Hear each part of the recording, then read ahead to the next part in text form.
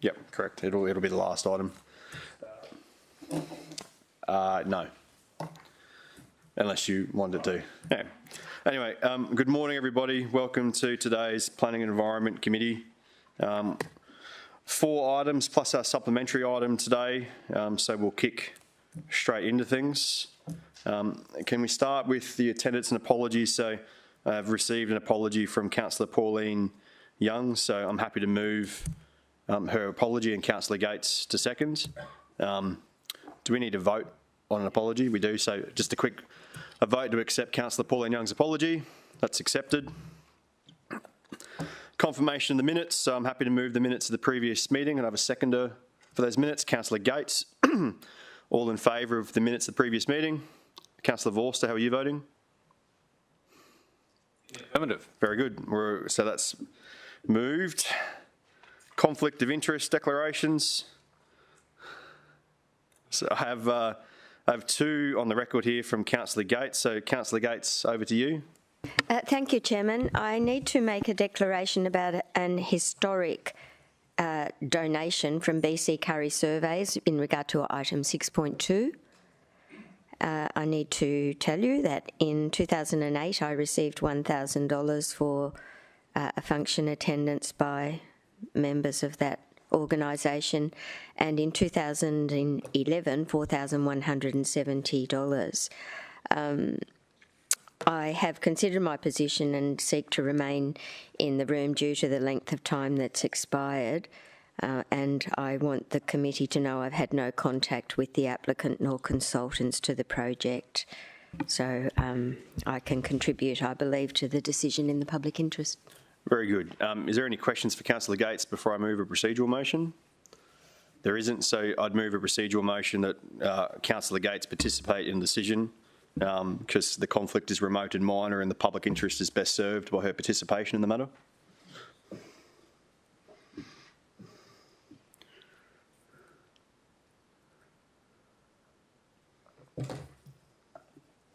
Public interest is best served by her participation in the matter.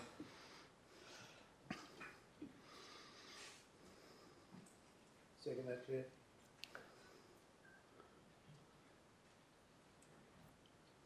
I have a seconder from Councillor Peter Young.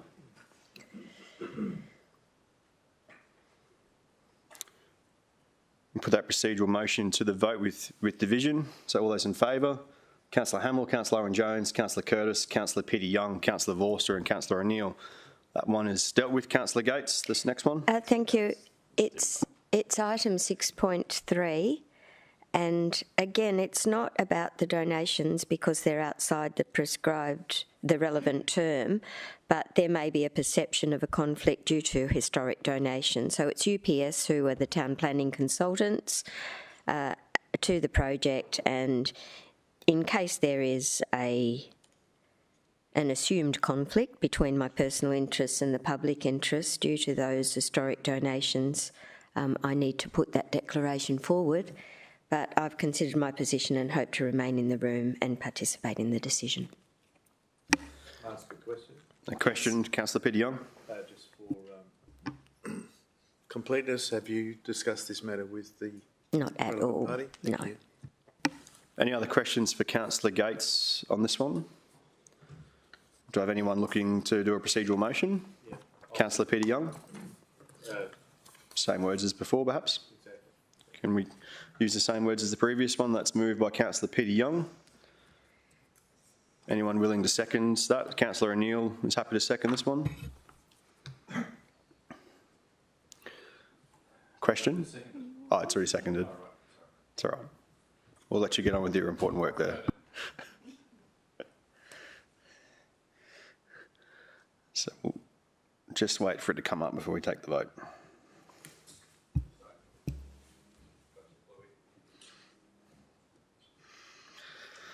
Okay, so we've got that up on the screen now, so we'll take a vote by division. All those in favour of the procedural motion?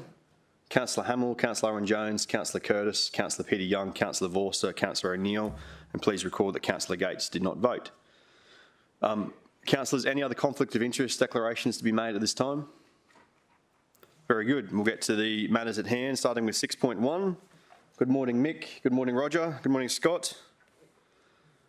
Presentation for this one? Yes.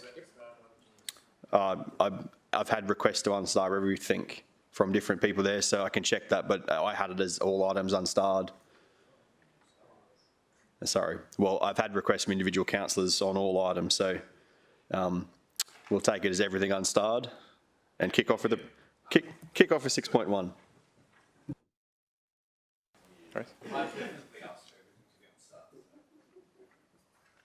Everyone's so looking forward to seeing you this morning. All right, thank you. No worries. Good morning, I'm Scott, and today I'm here to present item 6.1, which is for a material change of use at 31, 35 and 37 McLean Street. It's a MCU for 132 units, a theatre, community use, shop, bar and food and drink outlet. Furthermore, the proposed development incorporates the existing heritage-listed building, the former Jazzland Dance Hall. So all listed uses are code accessible. However, the application triggers impact assessment as the subject site is located within a 39-metre height designation, and the proposed development has a maximum height of 58.7 metres. Proposed development includes a 2 to 3 level podium which incorporates the heritage facade. All commercial land uses will be located within the heritage building. The Heritage Hall will be housed within a purpose-built structure which ensures that all 132 units can be cantilevered above and to the side of the heritage building. Ground level plan further communicates this outcome. The annotated area of the hall is, of course, the former Jazzland Dance Hall, which is proposed to include the theatre and community use. A courtyard entrance will be to the hall is proposed behind the retained and enhanced heritage facade. The existing shops located to the north and south of the courtyard will provide space for the food and drink outlet, shop and bar. The applicant proposes multiple land uses over these tenancies to provide flexibility for future operators. Vehicle and pedestrian access is separated, with all parking to be located to the rear of the ground level, as well as within the 3-level basement and 2-level podium, achieving a compliant car parking rate. Typical floor plan can be seen on the screen. The unit topologies range from 1-bedroom units to 3-bedroom units, and communal open space is located on level 11 and the 3rd level of the podium. Council's subject site is located on McLean Street, which is located on the perimeter of the Coolangatta Major Centre and therefore included within the centre zone. The local area can be seen on the screen there. The site is made up of 2 lots with a combined area of 2,335 square metres. The southernmost lot is currently vacant and supporting a storage yard for a vehicle hire company. And the northernmost lot includes the heritage-listed former Jazzland Dance Hall, which includes 2 small tenancies located directly adjoining McLean Street. The site is currently presented, can be seen on the screen with the images at the top, with historical images of the hall shown at the bottom, providing examples of the site's storied history and transformation. It's operated as a mechanics garage, the dance hall, of course, a supermarket and a retail shop. Given the heritage listing of the site, the management of the Heritage Hall has been a key consideration and focus for the assessment of the application. To guide the assessment of the application against the City Plan's Heritage Overlay Code, a conservation management plan was prepared, and the conservation management plan assessed the entirety of the Heritage Hall, categorising all elements into 5 categories, identifying each element's level of heritage significance. The 5 categories included high, considerable, some, nil and intrusive. There are 7 high elements identified within the hall, some of which are shown on the screen, but the total list includes the front facade, the street views of the facade, the layout of the hall, the stage and the proscenium, which is the framing around the stage, the number of timber structural bays and the stepped ceiling and lattice work. The proposed outcome appropriately responds to the conservation management plan, as the proposed heritage facade will be retained and refurbished to its 1939 design, with the new build, being the tower and the podium, appropriately set back, ensuring the facade maintains its presence on the street. The slide shows the detail of the reinstated hall and the separation from the new build, which is set back between 5.5 to 12 metres. Councillors say reinstated, as to facilitate the construction of the basement, the internal areas of the dance hall will be disassembled and stored through a portion of the construction phase. City officers recommend a number of conditions to manage this process and protect the heritage fabric through that time. The heritage facade will not be removed, but be retained in situ and protected throughout the construction phase. The perspective on the screen shows the proposed final outcome of the courtyard, with the food and drink outlets located either side. And this obviously is the entrance into the theatre and community use. Inside will be the reinstated hall, refurbished to include all high internal features located within their exact position and to an improved state. The hall will be reduced in length to facilitate vehicle movement to the rear of the site. However, the width of the hall will be maintained, ensuring that at least 74% of the existing volume of the hall will be retained. This slide shows another perspective from obviously the stage end of the hall, and you can see that it's got the stepped lattice ceiling work, and which highlights the structural bays as well, which are all high elements of the heritage fabric. The other key consideration for the development is the proposed building height, as it's the sole reason for the application triggering impact assessment. As discussed, the site is located within the centre zone, where developments are eligible to apply for an increased building height, provided it meets the 9 uplift provisions and other specific assessment benchmarks relating to building height. The development results in exactly 50% uplift. However, the centre zone does not include a cap restricting the percentage of uplift that is eligible. As per the images on the screen, city officers consider that the development provides an excellent standard of appearance through the waved and segmented design, reducing the bulk and the built form of the tower. The finer grain details is including to the soffits, and a high quality podium is incorporated to further strengthen that excellent standard. The proposed development provides appropriate setbacks to the surrounding developments, ensuring that the amenity of the neighbouring properties is protected. The heritage response assists in the development, reinforcing the local character of the area, but as can be seen by the superimposed image, the development is fitting of the urban local area and respectful of the headland and surrounding natural features. Importantly, the development reinforces the local identity through the proposed height, which is 58.7 metres. As proposed height achieves a clear delineation between the core areas of the Coolangatta Centre, which is the areas that are mapped at 84 metres. This provides legibility and function to the centre. Furthermore, the proposed height is consistent with the approved development to the north, being the Blue Sea development, which is at 53 metres, and the recently approved development at 55.5 metres to the adjoining neighbouring site to the south.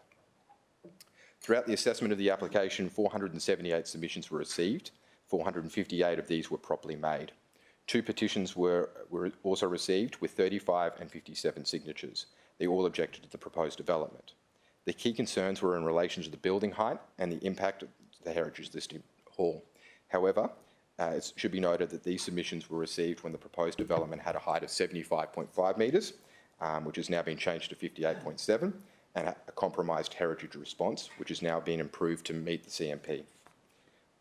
Councillors, in conclusion, the proposed development is one that supports the function of the Coolangatta Centre, delivers an appropriate building height in context with the site surrounds and uplift provisions of the city plan. Furthermore, the proposal not only retains and conserves one of the city's heritage buildings, but restores it, reinstating it back to a form consistent with the reasoning it was included within the Heritage Hall. For these reasons, the proposed development is recommended to be approved. Scott, thank you for that presentation. Councillors, do you have questions for officers on this one? Councillor O'Neill.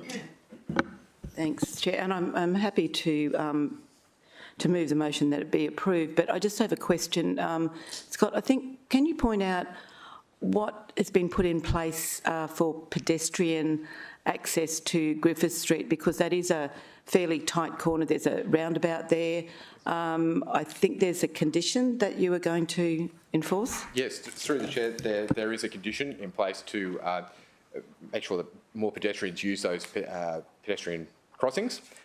There's a median that's there, and currently a lot of pedestrians are just walking straight over the median, so the applicant will be conditioned as part of condition 33 to include a sort of a metal fence along the median, and also fill in that median to curb that illegal activity and make sure that pedestrians use the pedestrian crossing. Condition 33. Any other questions, Councillor O'Neill? Councillor Owen-Jones. So just a question in regards to the heritage listed hall in its reconfigured state. Will it end up being controlled by the body corporate, or will it end up being on its own lot? No, it won't be as part of its own lot. It will form part of that whole site. It Of the common property? Of the common property, yes. And in terms of the activation of it in the future, will it lawfully be able to be used for things like community hall events? Through the Chair, yes, absolutely. So the applicant has proposed theatre and a community use over that area of the hall, so they would be able to operate within the definitions of that use. And so there are no. So I noticed that there were some of the submitters talked about noise being an issue and noise being generated potentially from the community use of the hall that they'd like to have kept for historic purposes. So, but there won't be any restrictions in that regards. So there'll be restrictions in terms of the hours of operation, which is per the centre zone, is up to 10 p.m. Yep. To be consistent with that. There will be an operational acoustic management plan that has been conditioned as well. I'm not too sure on the number of that one, I'm afraid, Councillor, but it's been conditioned to sort of control that. And so the booking of the community hall will be potentially controlled through the body corporate? Through the Chair, I believe so, but through the management of a private entity who's operating that. So if we want to have the Gail O'Neill art show in the hall, it would need to be organised through the body corporate, but then So it would be organised through a sort of a third party, I guess, who were operating that hall and manage that hall, sort of through the commercial processes of it. But that's how Councillor O'Neill would be communicated with the. Yeah. Okay. Thank you. Councillor Jones, I think residents there might be more worried about the nightclub that's 2 doors up the road, rather than the community hall. And that's fine. I read the submissions and the submitters were concerned about noise coming from the community hall. Councillor Tozer, your question? So my question actually relates to some of the stuff you were just talking about. So I'm trying to understand how there's obviously some really intense community interest about this heritage hall, and is there a community association who currently kind of operate in that area, or like I didn't really get it. Is there actually a hall operating there right now, or is it just kind of effectively defunct? No, essentially, sorry, through the Chair, it is essentially, I guess, defunct. It's currently closed up. It's been operating as an antique store for the last few years, but there is no community hall or theatre use that's been applied over there since basically the 50s. And the way you characterised, through the Chair, the way you characterised the management agreement was that the body corporate has the capacity in this development approval to kind of outsource the management of the hall to a third-party event manager of sorts to manage the operation of the hall. Is that through the Chair, that will be dealt with by the applicant through their formation of the actual site, but it will be managed by a third party.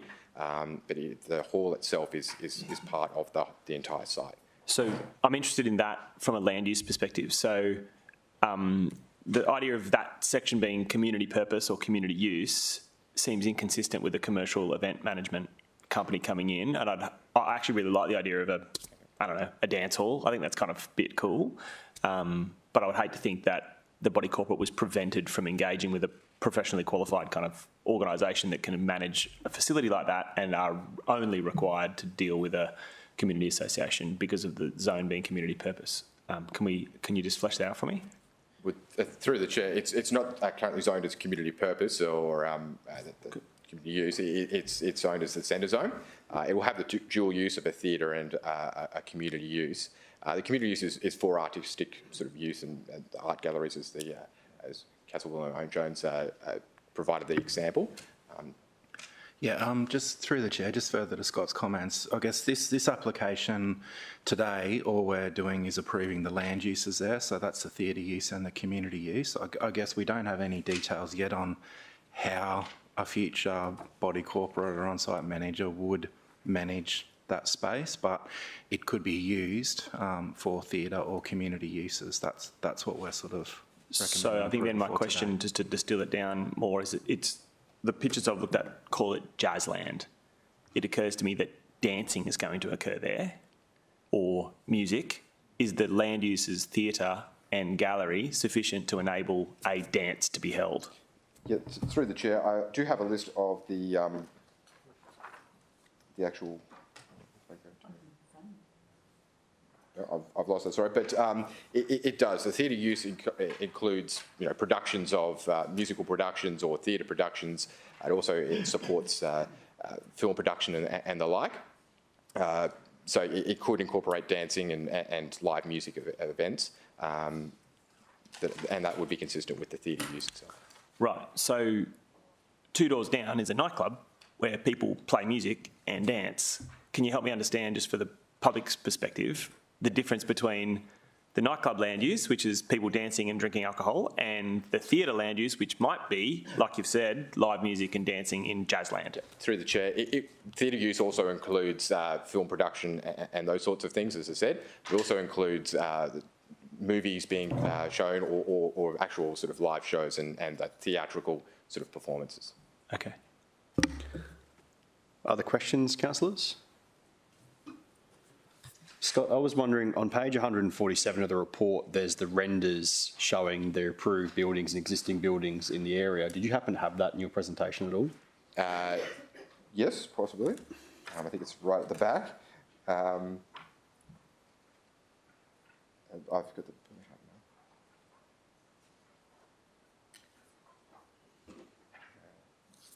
Sorry, Councillor, I'm struggling to find... That's all right.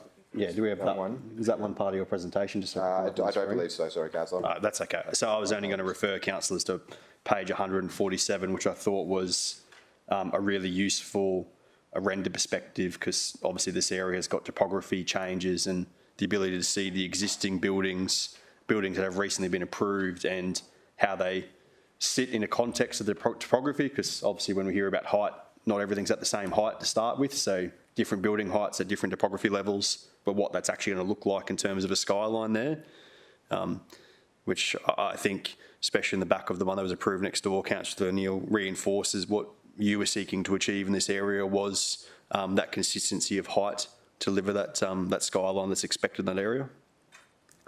So if there's no other questions, do I have a mover? Is there a question, Councillor Owen-Jones? One question. Yep. So it's probably just to pick up on what you've said there about the approval that we did next door and the lowering of the height as part of this application as well. So if there was if the committee and the council are in mind to approve this today, does the applicant have any ability to come back and seek changes to height, or would that come back to committee?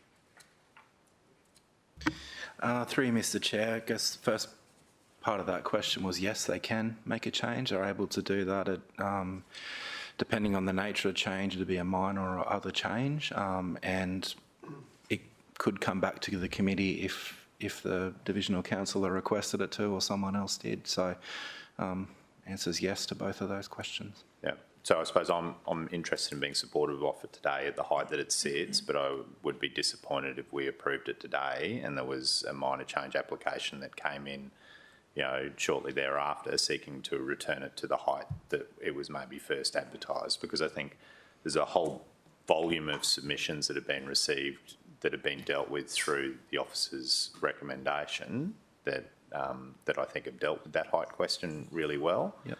But I just needed to understand where we may be if something else happened. Councillor Owen-Jones, I think it'd be fair to say that after the building was approved next door and what height was approved there, and the fact that, and I'm happy to put this out there, where there was probably a track towards a refusal of this application at one point because the height wouldn't come down.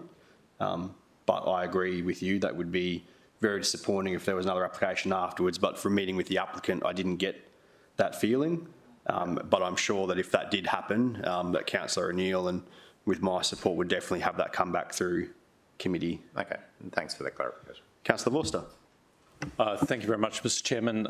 Having familiarised myself with the report and paid attention to the range of questions today, and also having had a chat with Councillor O'Neill, I have in mind to support the application, but I do want to reinforce some of the concerns Councillor Owen-Jones has expressed, because I've had a very difficult history with a particular site in Varsity Lakes where there was an approval for a particular height, and then we had subsequent approvals that kept pushing and pushing and pushing the boundary, And despite that application returning to council, which is the pathway that Councillor Owen-Jones hopes might happen if there's a change to this one, city officers ultimately recommended for approval for those changes, which dramatically escalated the height of that development, and the council carried that decision on the day. So I just think we need to tread very, very, very carefully. And if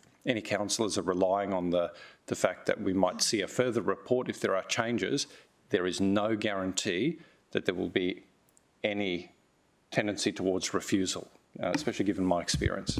Thank you for the input, Councillor Vorster. So I think we'll leave that particular point there. It is, they have the legal right to make a further application if they want, and if they do, it'll be dealt with by officers and dealt with by the council of the day. Did you have a point on that, Councillor Gates, or a separate question? I just wanted to have reconfirmed.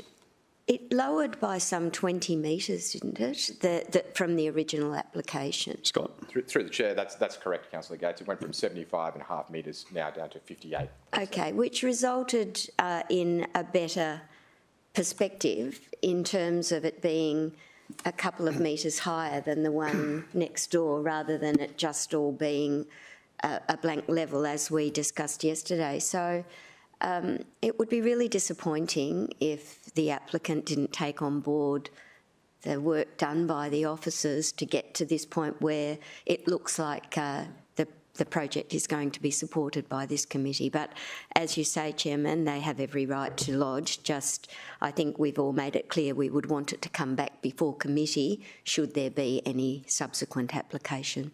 I think Mick has well and truly heard that. So if there's no other questions, I'll seek a mover for this one. Councillor O'Neill is happy to move, and a seconder in Councillor Owen-Jones. Councillor O'Neill to open debate. Thanks, Chair. In regard to the height, and this has been a difficult application and a difficult assessment, I'm sure. It's been almost 2 years since the application was first lodged. I was not supportive of the application at 75.5 metres in height. I was not supportive of 68 metres in height. I am supportive of 58.7. I think it's a better outcome. And page 125 actually shows you the changes that have been made since the original application, and I think there's been a lot of changes made. I particularly like the alterations to the third level podium to reduce the bulk. I think that's so good, and I really do like the improvement to the architectural designing to make sure that the Jazzland facade is actually separated from that podium level. I do want to thank Jemima and the Heritage and architectural team in council for the work that they've put into the conservation management plan with the applicant. It's not easy, I think, for applicants to follow conservation management plans because it is expensive, but we've stood firm on it, and I really think that the result's been great. I've gone through all the objections and the points that were made, and if you have a look at the assessment, and most of all the objections have actually been addressed quite severely to changes to make sure that there should be no objections now, especially the height. So I'm really happy that we've got to this stage, and I think the applicant is, I don't think he'll come back for another change. I think he's keen to get this started. That's the impression that I got from the applicant when I met with them. So I'm quite happy to move this today. Thanks. Thank you, Councillor O'Neill. Councillor, is there anyone else wishing to contribute? Councillor Owen-Jones. I just wanted to say that I actually think that it's been a really good outcome, and particularly given our most recent experience with another heritage building where there was veneer that was kept. I think that effectively they've dealt with an encumbrance over the property in a pretty sensitive way, and so whilst not 100% of the building has been maintained, a good portion of it, 75 or 74% has been, and it'll be renewed and kept. And part of the reason for the questions in regarding ownership and use is I actually think that it's a positive thing that the body corporate has the ownership off the lot. I think that will probably secure it for a long period of time in regards to how it's maintained and how it's looked after and how it's cared for by the new community that's just about to be built above it. And likewise, the questions in regards to the use were that it would actually be able to be used for the purpose that it's been protected in regards to heritage. So I think that's pretty important as well. The question that I had in regards to changes, I just want to make sure that the applicant doesn't take offence by that, and I'd really like them to get on and actually build what we're approving today. It was really more to satisfy a query that I had in regards to the initial application and the volume of submissions that were received against that in regards to height. So I think that the work that the officers have done has been very strong, and the fact that we've had a project that has sensitively dealt with a heritage issue where we actually haven't invited our heritage department up to take the stand and and take questions is pretty indicative that it's been a long negotiation that's come up with a good answer. So I wish them the best of luck in building it. Councillors, anyone else on this item? If there's no one else, I just wanted to make a small contribution to say that in reviewing the information request and the further information requests on this one, and also going through the substantive submissions, it's very obvious there has been a lot of change in this application since it was originally lodged. We've seen a dramatic reduction in the height and increase in setbacks, a reduction in the third level podium. I think the point Councillor O'Neill made about the Jazzland facade and building being separated and brought forward to be more prominent is an important outcome. So it's 132 units with 230 car parks with it, compliant with car parking. We've seen all those improvements from the original application, and importantly, one of the rare opportunities in the city to not just protect but to actually enhance and activate a heritage or cultural building. If you look at the photos on page 131 of the current state internally of the Jazzland Hall, it's boarded up, it's not being used at all. And then when you look at the renders of what we will get from this building, which will be an extensive exercise and a very expensive exercise, but will result in not just a facade, but an entire building being brought back to life for the community to enjoy and to see activated, which is a great outcome, not just for Coolangatta, but also for the whole city. Councillor O'Neill, would you like to close? Thanks, Chair. Just one other comment I'll make. As far as affordable accommodation goes, and I'm not sure there is such thing as affordable accommodation anymore, especially on the Gold Coast. We're quite popular, but it's nice to see a mixture of 1 and 2 and 3 bedroom apartments too in a centre zone. So I was quite happy with that outcome as well. Thank you. We'll take that as debate closed. So all those in favour? That's carried unanimous. Jazz hands, very good. Scott, thank you. Team, thank you. Councillors, we'll move to item 6.2.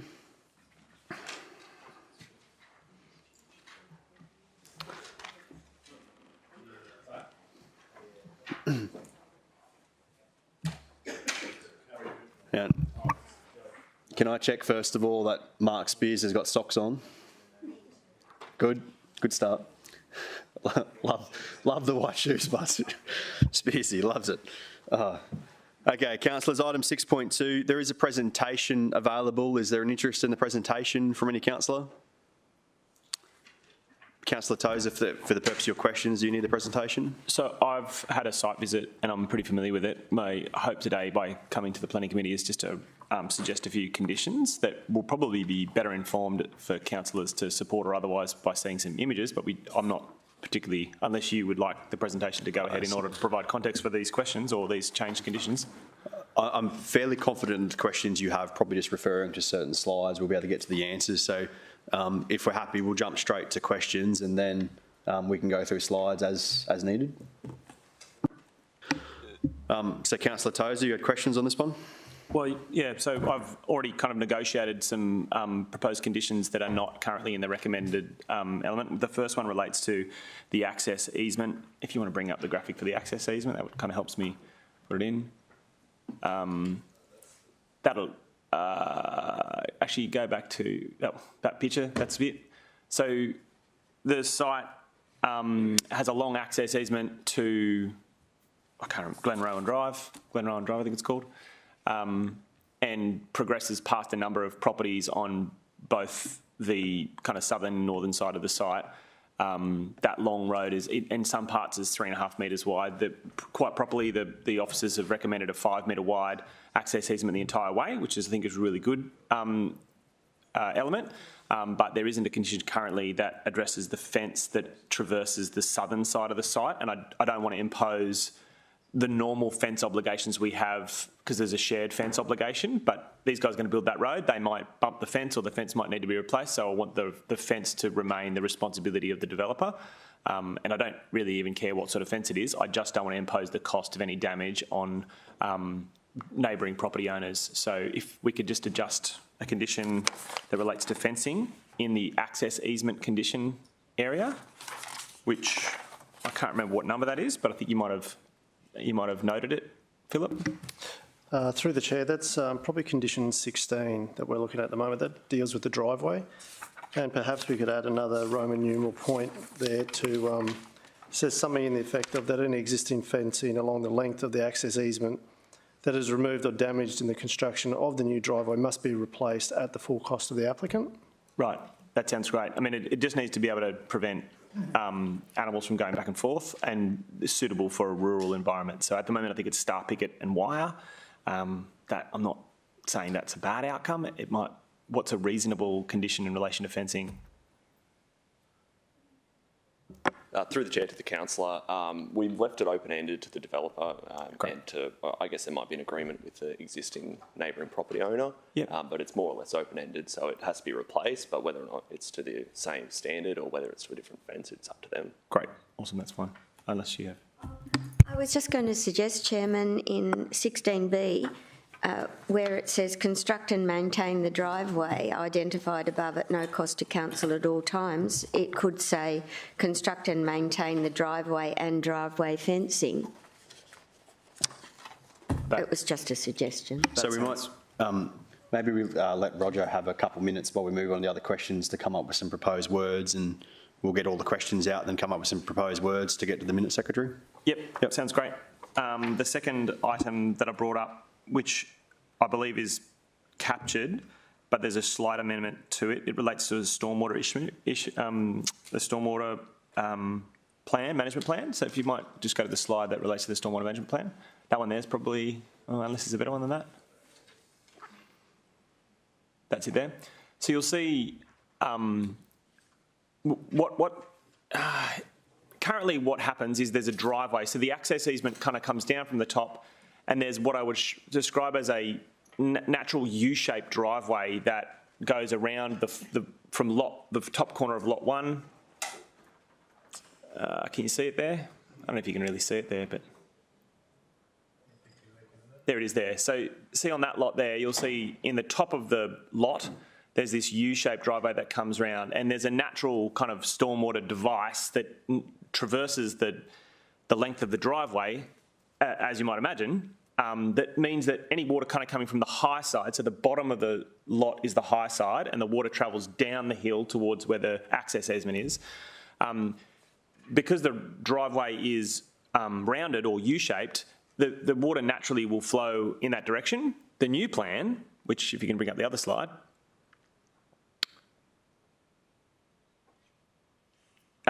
has a straight driveway. The access easement takes almost a 90-degree jump to the left there, moving from the bottom to the top. And what that'll mean is that the asphalt driveway that's delivered will deliver a high velocity of water from the top to the bottom. So instead of it being kind of sloping around and then kind of flowing down the access easement like it's meant to do, the person who has the house to the right of the access easement, that their dwelling is right at the bottom of that right angle. Now, I've been assured by the Stormwater Management Plan team and the planners that it's okay, Councillor Tozer, you know, there's going to be a stormwater management plan that deals with that, but I think that's a real problem, that in heavy rainfall events, we're going to get a high velocity of water coming from the high side to the low side, and it's quite possibly going to impact that property. So I would like a petition to apportion responsibility for that asset that is outlined in the stormwater management plan to be, the responsibility to be apportioned to lot 1. It doesn't suit the council to have to try to work out some sort of negotiated agreement between 4 or 5 property owners to manage that asset. It has to be apportioned to one person, and it should be noted on the title for lot 1 that it is their responsibility to manage that asset. So, team, obviously there was some discussion about this yesterday and some new words prepared. The new words that prepared, do they cover Councillor Tozer's concerns, or is there a need to make some further adjustments to that wording? To the Chair, the words that were prepared yesterday were in relation to protecting that neighbouring property, and it was just more having a stormwater management plan have a specific component that says there's no bypass that's going to be going onto that neighbouring property. In terms of to the councillor, in terms of the ownership and maintenance of that stormwater culvert, we've come up with a few words that can to recommend changes to conditions 5 and then also to the property notification B. And that is just to say that it's specifically the lot 1 who's responsible for the maintenance of that stormwater asset, which is a private asset. Which is great. So if we can have just a change to that condition to say that lot 1 is responsible for it, that avoids council receiving a complaint about what people will perceive to be a public stormwater asset and then having to negotiate between 4 property owners that don't have a body corporate that we can effectively take action against. So we need to have one property owner responsible. So fencing and stormwater, Councillor Tozer, is there any other issues you'd like to raise? The last one relates to the building envelope for lot 2. You see on this slot here, lot 2, the building envelope has very conveniently been put at the front, and I think that's just for the sake of convenience, but it means that 3 large eucalypts are effectively inside the building envelope, and I've asked that that the building envelope not be changed in size. I'm happy, like, there's no issue with the 1,500 square metres for the building envelope, but if it could just be adjusted back slightly over the top of that old driveway that won't be there anymore, such that the building envelope doesn't necessitate or doesn't enable the removal of trees. So we can just retain those 3 big eucalypts. If I can have no trees removed, that's a good outcome. Councillor Jones, I'll just let the officers respond then come to your question. Yeah, it's going to be about the same trees and the... Right. Upstairs, guys. Through the chair, we've had a bit of a look at this. I guess it was a bit of because of the scattered nature of the trees on this site, it was a bit of a juggling act as to where you put things, and if you moved it to protect some, you more than likely remove others. But we do see that for proposed lot 2, there might be the opportunity, and fortuitously, that the dwelling house on lot 25 to the rear is set further back from that boundary, and that was one of the reasons why a lot of the building envelopes were set further towards away from that property to get them further away from those dwellings to the rear. But on that lot, because the dwelling is set further back on lot 25, I think we can probably move that building envelope back. I think it's the way it's a little bit sort of west or east, sorry. I'm actually happy for the applicant to come up with a solution. Yeah, I actually don't want to prescribe too much. I just want to, those 3 trees are very large eucalypts. There's a lot of bird life in the area. If I can just retain those 3 trees. Yeah, it won't be a regular building envelope like it is now, but that's not uncommon to see. Not troubled by an irregular building envelope size, and happy for them to retain the amount of size that they've allocated, just as long as they can kind of manage those trees around. We could probably work some wording with in condition 2. Councillor Jones, do you have a contribution? So I'd be interested in making sure that trees are actually listed as being not to be removed. So as we know, there's as of right uses that you can do, that you can have to remove trees if they're within 1.5 metres or whatever it is of the boundary. So if you're going to tinker around with the building envelope in order to protect the trees, I think you should go the next step and actually make sure the trees are protected and can't be removed because of some tweaking off fences or building design. Yeah, I mean, the reality is that the lots are relatively cleared anyway. There's heaps of open space for them to build a house on. They don't actually need to remove those trees. Yeah, so I think you actually need to protect them so that you don't have a creative use of town planning to remove them. Great. So, Councillor Tozer, Is there any other points? Because I'm going to propose, that's it? Those three were the items that we had, and they're just a slight adjustment from what Roger has provided in the conditions. So I propose just to give officers time to get those words prepared and for the minute secretaries to get them locked and loaded. It's 9:50 now. We'll take 10 minutes, like 10 o'clock we'll reopen. So we'll have those words ready, we'll have them up on the screen, we'll make sure everyone's comfortable and then we can move forward.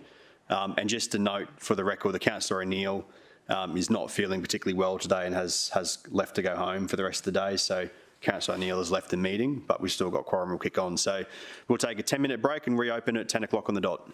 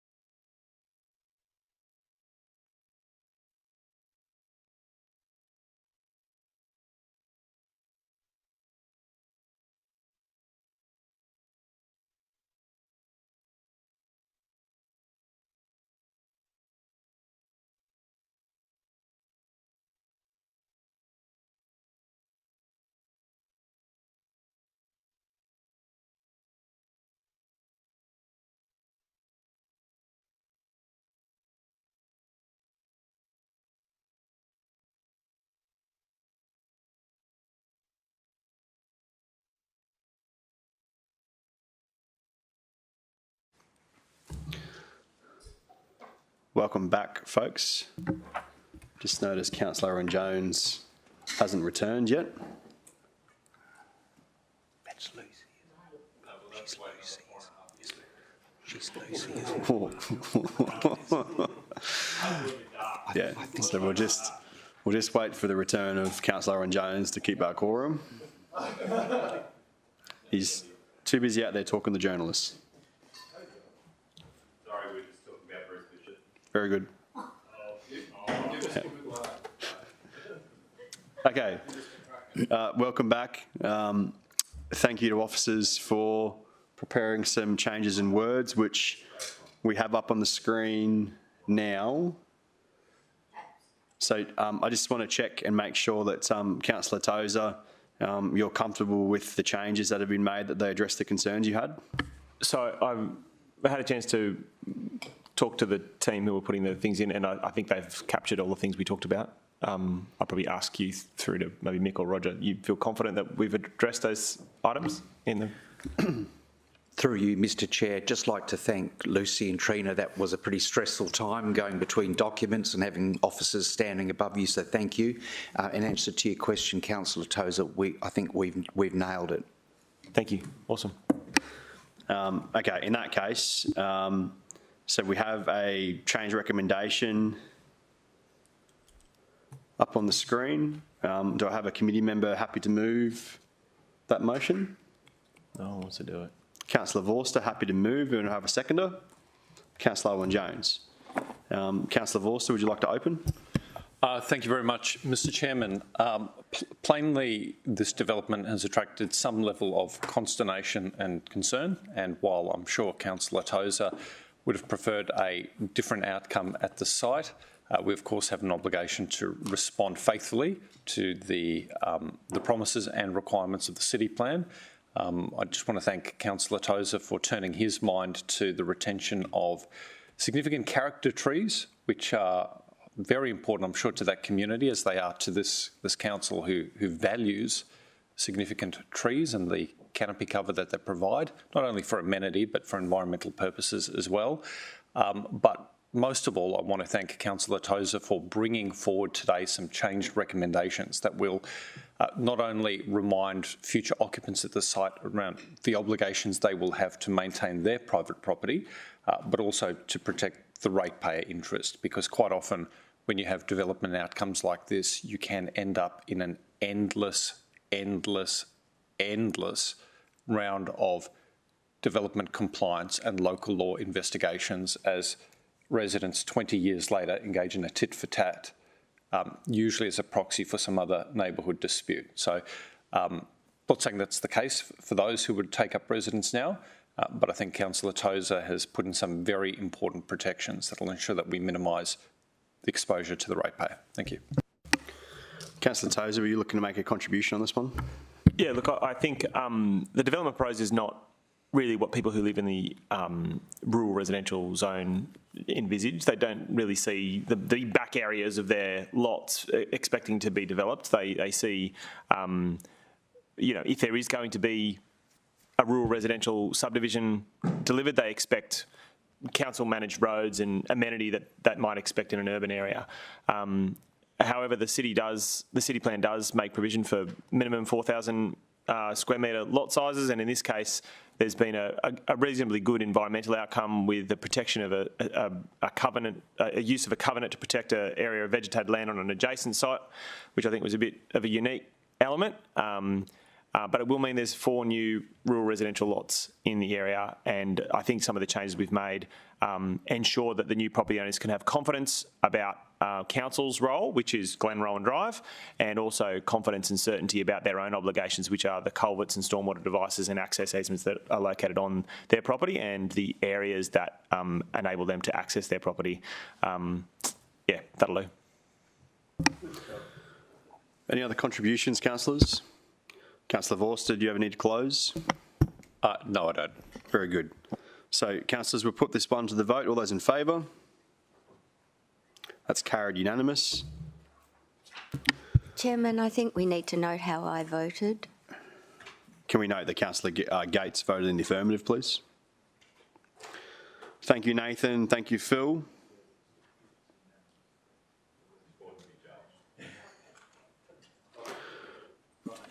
Okay. So moving to 6.3, councillors.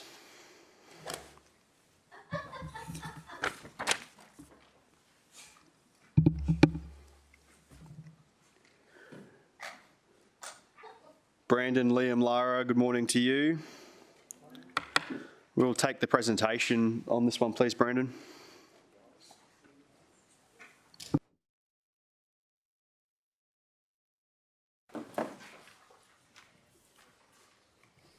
Thank you, Chair. Through the Chair, item 6.3 today relates to a development application for material change of use code assessment for multiple dwellings, being 1,029 units, short-term accommodation for 335 units, food and drink outlets, childcare centre, shop, being a neighbourhood store at 3346 Surfers Paradise Boulevard, Surfers Paradise. The subject site is made up of 9 allotments, which is almost the entire city block except for that southwest corner, where the development shares 2 internal boundaries to a vacant block where there is a hotel approval located over it. The immediate context includes a number of medium to high-rise developments, the neighbouring ones being the Mantra Crown Towers at 41 stories and Meriton's Ocean Building at 75 stories. There's bus stops located within the southern and western frontage of the site, serviced every 15 minutes, and there's also the Cypress Avenue light rail station located within the eastern frontage, serviced every 7 minutes. The subject site is located just to the north of the centre zone in Surfers Paradise within the high density res zone. It's also within the light rail urban renewal area and within the transport hub area of the city. The key parameters are on the screen here today, that being a development application for 1,029 permanent residential dwellings within towers 2 and 3, 335 short term within tower 1, 16 food and drink tenancies, and a ground level neighbourhood store, and a childcare centre of 66 student placements located within tower 3 on level 8. Shown on the screen here is the typical basement layout plan where all the visitor car parking is located. This basement is accessed via Palm Avenue, which is to the north. There are 4 basement levels proposed. This is the ground floor plan, which shows all the tower lobbies, a lobby within Tower 3 for the childcare centre, all the commercial tenancies sleeving the site, outdoor dining and all access points and servicing arrangements back of house. The podium is shown on the screen. This is the lower level of the podium up to level 3, where the dwellings are sleeving the external, which provide an awning over the levels below for ground floor activation. Essentially within this area you can see there's car parking provided. The podium levels are accessed via Cypress, which is to the south. These drawings here show the upper levels of the podium, and there's a clear intention to set back the upper levels from the neighbouring site and adjacent all frontages, basically complying with the acceptable outcome, and you can see a perimeter landscape planting. The uppermost level of the podium, podium level 7, shows commercial activities to the east. And right on top of the podium is all the rec areas, and you can see the childcare centre, as mentioned, has 66 placements. This slide shows a typical floor plan layout for the towers, and obviously the tower separations internally and to the adjacent site. Each tower has approximately 8 dwellings or unit layouts per level. You can see, due to the large site area, the towers have been actually sited quite well with those separation distances ranging between 17 to 30 metres. And to the southwest, there's a pinch point of 12.5, increasing to 17.2 to the adjacent 15-storey approved development. The key considerations through the assessment of this application is the built form, traffic impacts, waste servicing, and the sewer upgrades required. More about the shared interface to the neighbouring approval. The boundary to the adjacent hotel is shown here. The development actually meets the acceptable outcome to the podium setbacks, except for 4 minor encroachments. On the left, you can see the lower levels of the proposed podium of the development, which actually match in to a similar height to the approved hotel to the southwest, being approximately 3 stories, 12 and a bit metres. And then you can see the upper levels of the podium are recessed even further, pulling them away, and are landscaped to improve that interface. At a lower level to the streetscape, the podium design and form has been given significant consideration. As demonstrated here, the lower levels are sleeved, levels 1 and 2, with units, and they provide that awning to the ground level commercial. On the right, there's also that section view which shows the clear setback proposed to those upper levels and the perimeter planting above. Officers are supportive of this proposed podium outcome.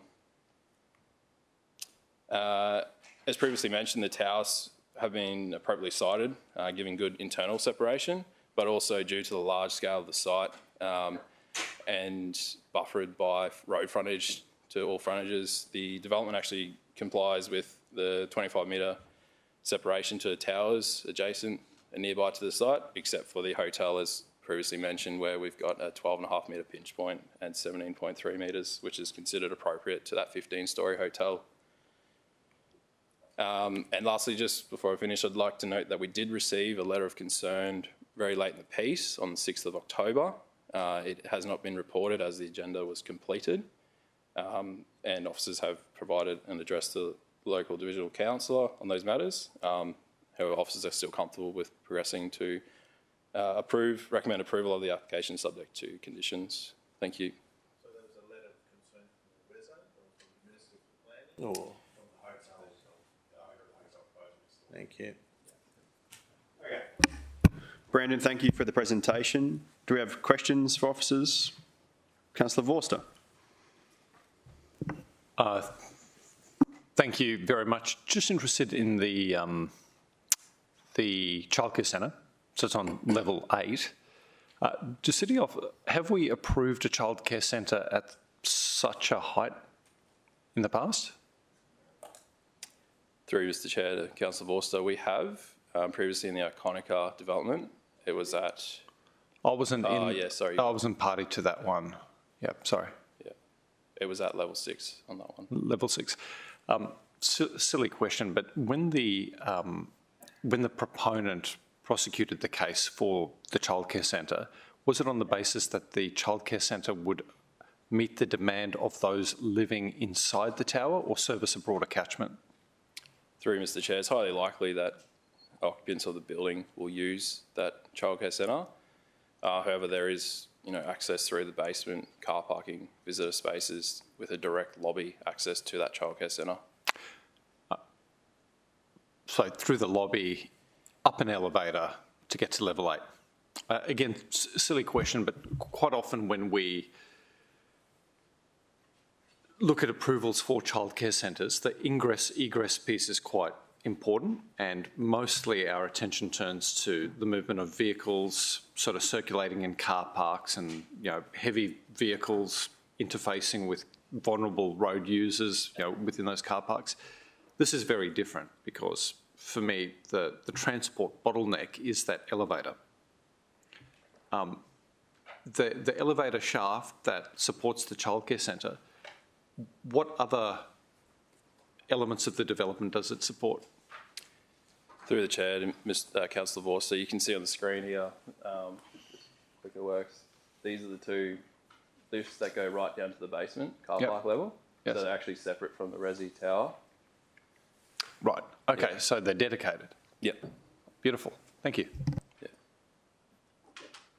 Any other questions, Councillor Vorster? Questions, Councillor Peter Young.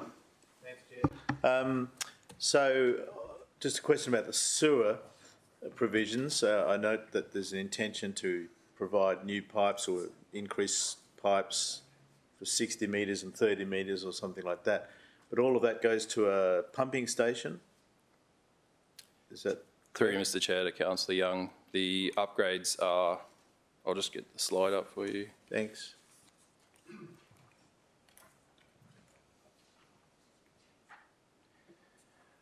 As you can see on the screen, there's a yellow alignment adjacent the QT, so it's a bit further north than the proposed development site.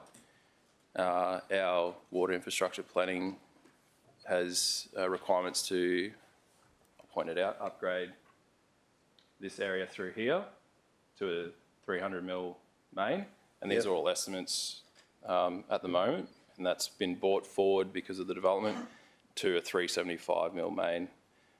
It's considered necessary infrastructure for the development, but it was also planned for 2066. It's just been brought forward. Right. But then all of that goes to a pumping station.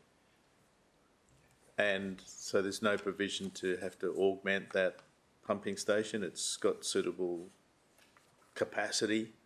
Through the chair, that's correct. There's no requirement yet. Wow.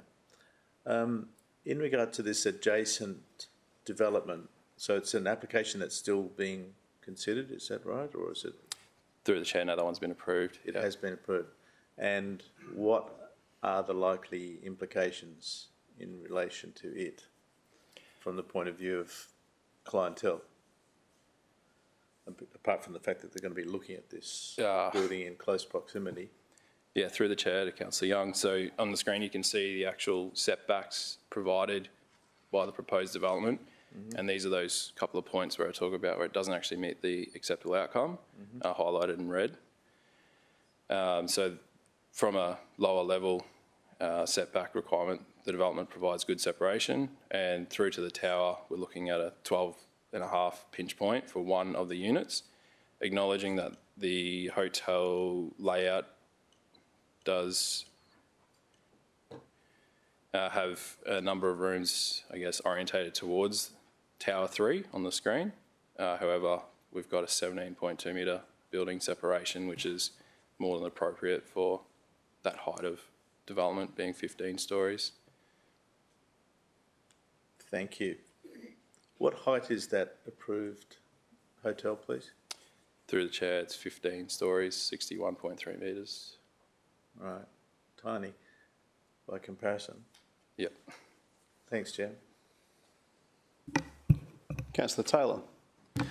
Thank you, and through the chair, and officers did brief, but the applicant did come to, when I say the adjoining property who's got the current DA approval, did come to us in relation to a couple of concerns. I think the main question theirs was the separation, but also the shade and impact to their building. I just wonder if you can give a bit more light in relation to the setbacks and the way we approach the shaded component in relation to 4 towers that are back to each other. Through the chair to Councillor Taylor. The shadow impact assessment provided context to, I guess, the adjacent approved development. The shadowing within these areas of the city is probably anticipated, given that it's located within the high density res zone with HX as the building height, so unlimited height. Furthermore, as you can see on the screen, between towers 1 and 3, the development actually provides more than the 25 metre minimum separation, and that's the northern side of the development in Palm Avenue. So there will be elements or periods of the day where sun can penetrate through between the towers onto that adjacent site. And Tower 1 is actually a lot shorter, as you can see, 56 stories. So I guess when you get close to those summer months, you'll have a higher trajectory on the sun shining down on the adjacent lot. Councillors, any other questions for officers? Okay. I had one question before moving the item, which I just wanted to understand. There's some upgrades going to occur in Cypress to assist with traffic getting in and around the area. Could I just get officers to quickly run me through what that looks like? Thank you, Mr. Chair. Yeah, I'll just go to the relevant slide.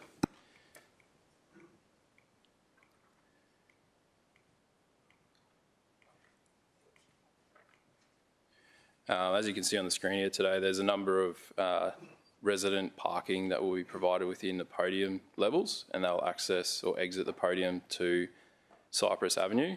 To improve the, I guess, queuing, the applicant has provided this plan which proposes to introduce another right-hand turn lane, which adds an additional 60 to 80 queuing metres to that right-hand turn onto Fernie out of Cypress. So just one last check. Any other questions? Okay, so I'm happy to move this item. Do I have a seconder for this one? Councillor Gates to second. This is a significant development in the city. We do not have too many 8,000 square metre developable blocks in the city. So to see 9 blocks amalgamated together to allow a highly efficient use of that land to provide over 1,000 new dwellings to the city and also further short-term accommodation options is a massive investment for the Gold Coast. It's clear through the report and through the information request and detail that there's been a lot of work done between the applicant and officers to deliver what I think is an exceptional podium outcome. A lot of work done there on that podium. The separation between buildings, so we actually have separation between some buildings that's beyond AO compliant, which is a really good outcome and demonstrates why sites being amalgamated is such a good outcome. We didn't discuss it, but it's obviously on all the plans that this is directly out front of a light rail stop. It is the perfect location for this kind of density and this kind of use to be occurring. So not only a light rail stop directly out front, but also high frequency bus services directly opposite as well. I would hate to know what the actual figure is in this, but I'm going to guess that this is probably somewhere in the proximity of a $1.5 to $1.8 billion investment in our city to see 1,000 new dwellings delivered, and we know this particular developer does deliver them, so it will see 1,000 new dwellings added to our supply in the city, which is a huge outcome and one that I'm more than happy to support and hope that committee will support today. Is there anyone else looking to speak on this item? Councillor Taylor. Thank you, and I think the officer's done a great job with this one, and in particular with the applicant next door. It's not often we do get a large parcel like this that can be developed as one, and also it's a really important part of that northern part of Surfers Paradise. As we know, there's a lot of these blocks that have been empty for a long period of time that's been screaming to be activated, and this is a real opportunity to do that. It does provide us, the childcare centre was mentioned, is very important to the city because we need to ensure that we've got childcare centres for residents throughout Surfers Paradise, and the means that they can walk to a childcare facility is really important. So I see that as a positive. So all in all, I think it's a really positive development for this particular area of Surfers Paradise, and fully support it. And thanks to the officers for the work they did, in particularly with the applicant working closely to ensure that next door's approval, they work with each other. So just want to give my full support. Anyone else wishing to contribute? Councillor Gates. Chairman, I'd just like to acknowledge the ongoing commitment of Meriton to our city. It's wonderful that they continue to deliver such high quality product in our city, and that I just want it to be noted that their investment doesn't go unnoticed and will help us to meet our requirements in regard to housing supply. Thank you, Councillor Gates. Anyone else wishing to contribute? Sorry, Councillor Borster is just proposing that Councillor Gates move an amendment notes no thanks for Carrie Triggerboff, but I'm not sure that was the joke. Sorry. Very good. I would not normally mention it, but it was pretty funny. I'm confident the support of Councillor Gates. I'm confident that Councillor Gates's words and my words and that of the committee will be passed on to Harry, I'm sure. So I don't need to close on this one, apart from, again, to reiterate Councillor Taylor's words to thank officers. It's a significant development, so thank you for your work on this one. So we'll take the vote now. So all those in favour? And that is carried unanimous.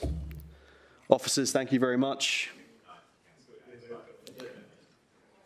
Don't need to on that one.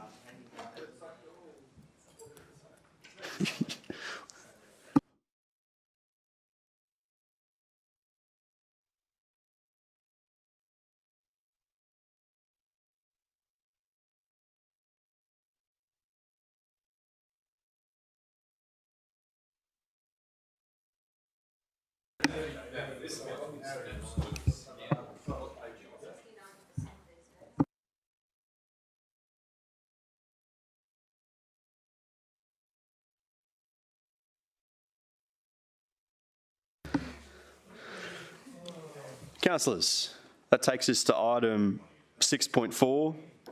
Are we happy to move on? Councillor Owen Jones, are we okay to move on? It's okay. Can the minutes reflect the angry Ranger wants to get on with it? Okay, 6.4, we welcome Alicia, Adam. Good morning. So there is a presentation available. Is committee seeking that presentation?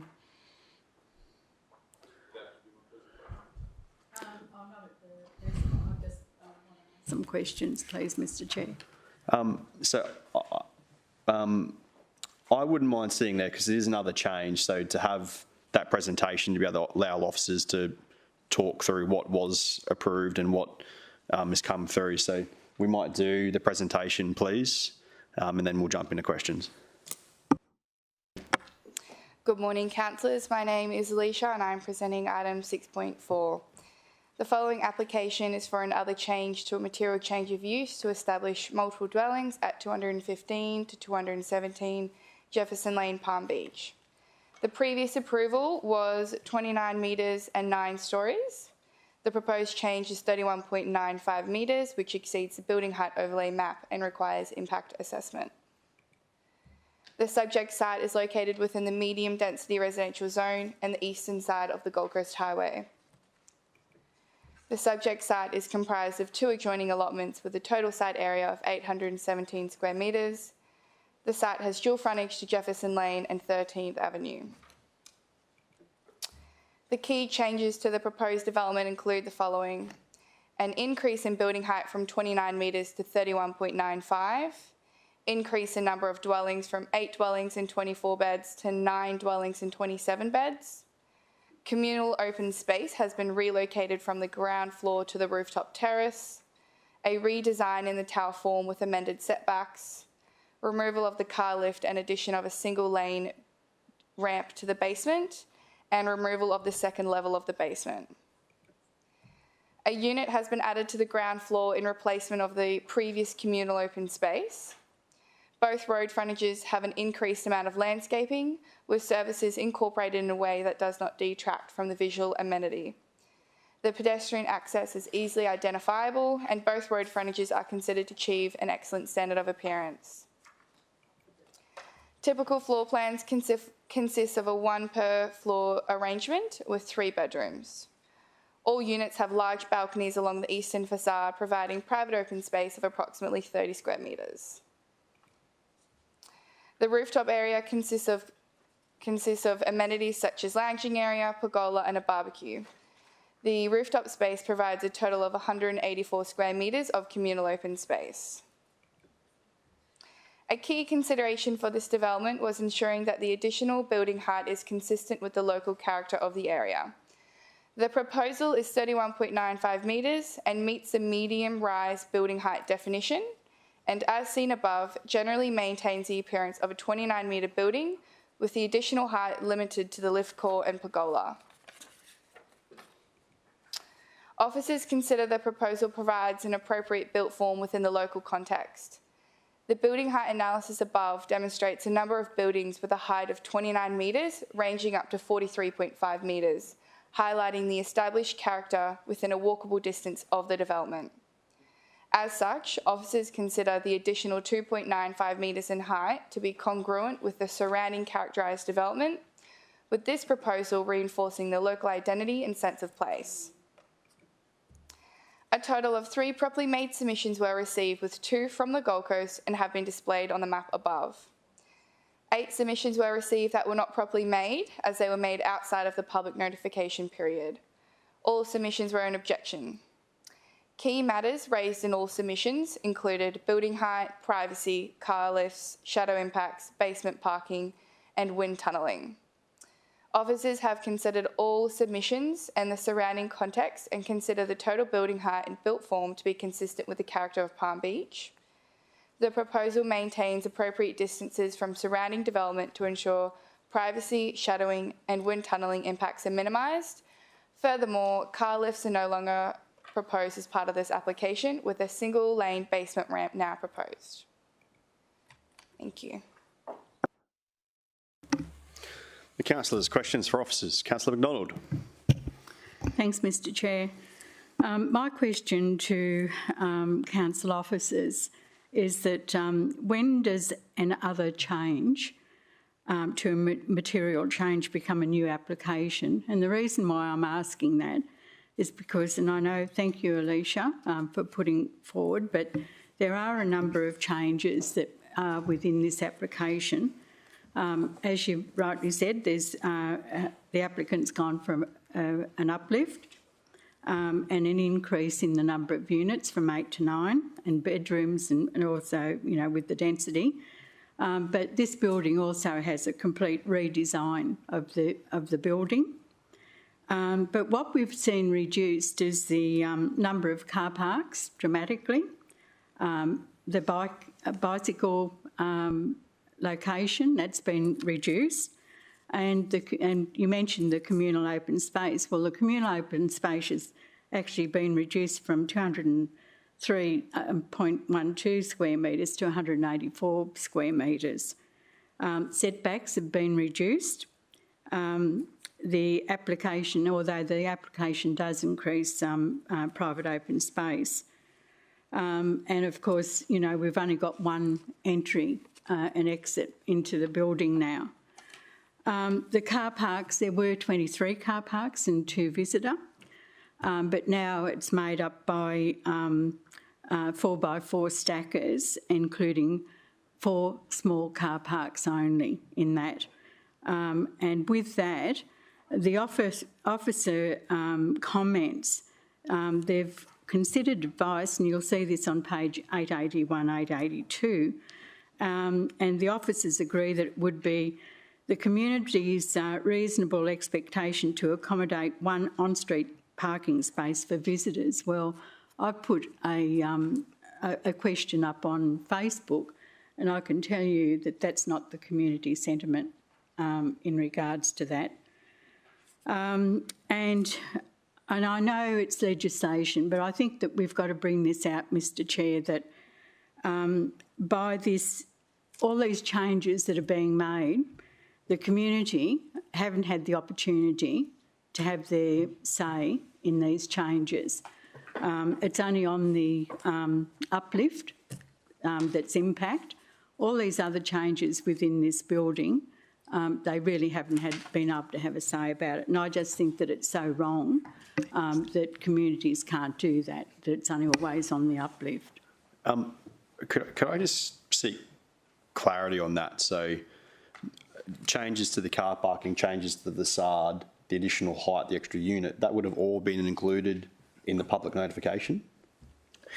Through you, Mr Chair, fair amount of questions there, Councillor McDonald, but firstly, this is not a minor change, it's an other change. Yeah, that's the original application was actually code accessible. This is an other change, so for all intents and purposes, it actually is a new MCU, went through public notification, all the assessment benchmarks were relevant, and officers had regard to them. So, like I said, for all intents and purposes, even though it's an other change, it has gone through the same robust assessment that an MCU would have for this development. Councillor McDonald, I guess we probably went more into a section of debate there than set questions, but did you have any set? Your initial question was, when do we hit the trigger? That should have been a new DA. I guess Roger's kind of answered that. I just want to make a correction there.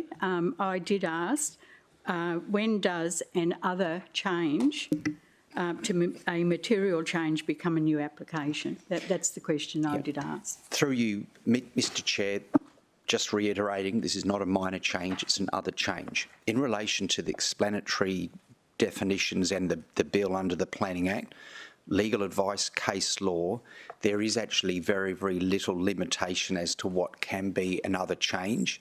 And the reason for that is that this has gone through public notification, and we have regard to the entirety of the city plan.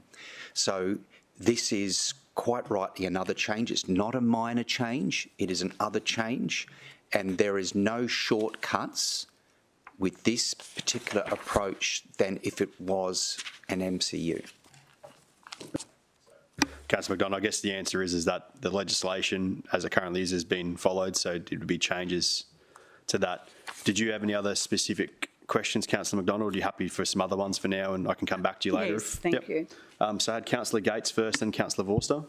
Thanks, Chairman. I want to refer to page 898 and condition number 18, because on page 832 it suggests there's 18 residential parking spaces and 2 visitors, and yet the condition says 14, only 16 car parking spaces. Through you, Mr Chair, do you want the long answer or the short answer to that? The long answer. Okay. Thank you.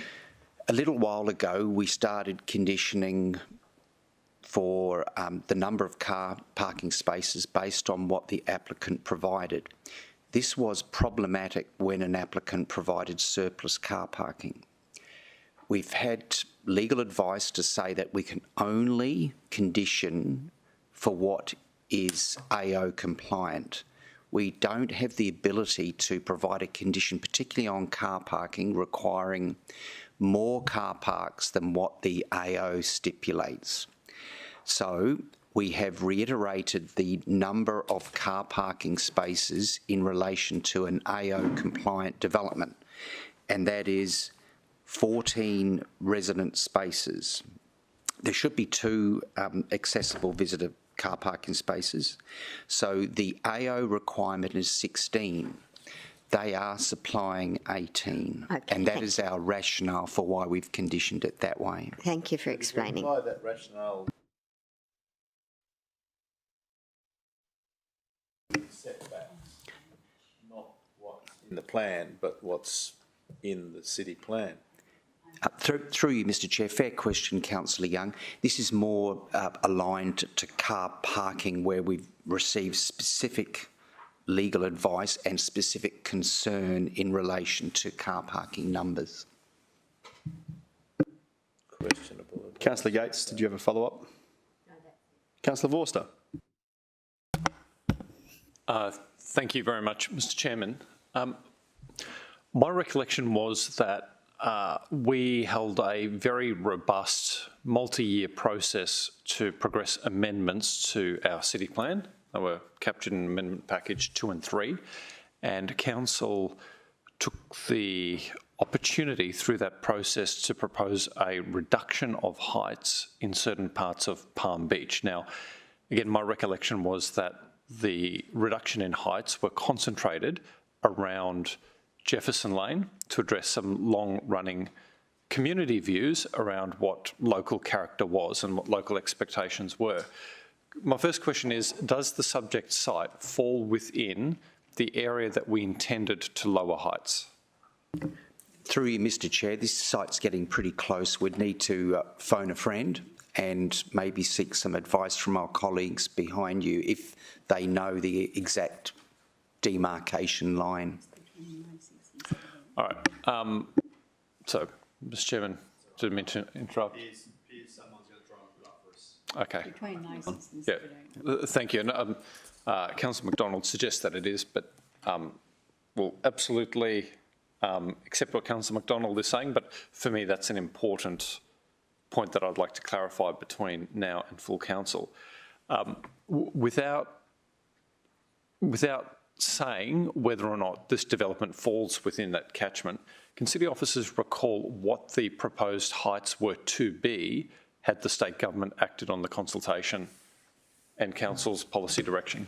Through you, Mr Chair, the area in question, and we're not actually confirming or denying that this site is within that, but if it was, we believe it's 17 metres down from 29. Okay, so right. So just to make sure that I've got this correct in my head, and I must acknowledge that even if amendment package 2 and 3 were progressed, there would be superseded planning rights that could apply, and I totally acknowledge that. But in my head, the city ran a consultation process over many years. It identified a community appetite to reinforce the character of this precinct within Palm Beach, in which this development either falls or is adjacent to, and then changed a recommendation to ensure that we secured lower heights, and that those lower heights proposed to drop the code accessible height limit from 29 down to 17 stories. Would that be fair? Through you, Mr Chair, I would just like to clarify that this application was lodged under version 8. So I'm not disagreeing with what you've said about community sentiments and what our forward planning vision is for the city, but this application has been lodged under version 8. So we are compelled by statute to actually assess this application under version 8. And Mr Chairman, unfortunately it's broken the rhythm of my questions that that statement by Roger. But again, I did make it clear that I totally accept that there are private property rights that this applicant can progress, and notwithstanding the fact that Amendment Package 2 and 3 could have been endorsed, they could have lodged under the scheme and it's all compliant. But that's not really what I'm getting to. This is an other change application, right? Now, is it or is it not the case that an other change application requires city officers to have regard to other relevant matters? Through you, Mr Chair, yes, we have the ability to consider other relevant matters when there is tension or a significant non-compliance with the city plan to overcome or to provide planning reason to support or refuse something. In this particular case, on the facts of it, it's 2.95 metres higher than the code accessible threshold. As Alicia said, it's a fairly insignificant small increase above the 29 metres. I think it's only 13.5% of the entire site area. Oh. So from a planning perspective, it's a fairly minor intrusion above the code accessible height limit. So therefore, we actually believe it meets the city plan. Therefore, other relevant matters are not required. Well, okay, and that's a matter of professional judgment on behalf of city officers, but it's the council which is now effectively sitting in judgment of the application. I mean, I recall, and thankfully Councillor O'Neill's not here, but when we dealt with the Kira Hotel matter, what I took from that decision was that city officers could, and I'm not complaining, I'm not casting aspersions, but city officers could pluck other relevant matters from the ether and then form a report against those relevant matters that they have collected and identified. And for me, a very relevant matter, a very, very relevant matter, is where the city's actual planning intent is for this precinct. And I don't think we could make it any more clear that 29 stories is unacceptable, but 29 metres, I should say, is unacceptable, but 17 stories is acceptable. So for me, the gap isn't the 2.1 metres or whatever it is. It's actually the delta between what's being proposed and the 17 metres. But thank you for confirming that other relevant matters could be contemplated in other change. I think we should have considered that as another matter. My next question relates to car parking. Now, the applicant has proposed 18 spaces, but we're only conditioning 14, and I accept that the city officers have legal advice that we can only condition up to the AO, the AO. Could I just get an understanding from city officers who have the benefit of this legal advice, how the condition for the 14 spaces and us endorsing that interfaces with our endorsement of a set of plans that show a particular layout for the basement, including spaces and ramps? Because how can we endorse both and they be incongruent? Through you, Mr Chair, we're endorsing condition 1, which on the plans does actually show 18 spaces. In hindsight, we actually don't need condition 18, or there may be some requirements in terms of other, the actual logistics of signage and that, but we actually don't need to condition a minimum number because that's set by an AO, and that will always remain there. It was more just confirming the AO for car parking, which is a very salient matter as part of this application. So officers, we don't have to, we're not compelled to condition it because they're complying, but we have just simply reiterated what the AO is. Right, so two things on that. So you can understand how, from my perspective, we're being asked to endorse two incongruent conditions. Is that fair, or have I got it completely wrong? Because I see a set of plans with 18 spaces that I'm being asked to endorse, but then I'm also being told that I'm endorsing 14 spaces.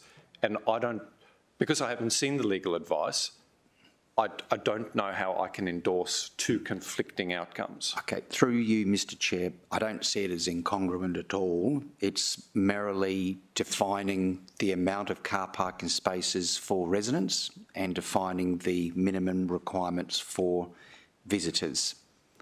All right, well, let's talk about the visitors as a question, Mr Chairman. 3 are required? Is that right? 2 are required.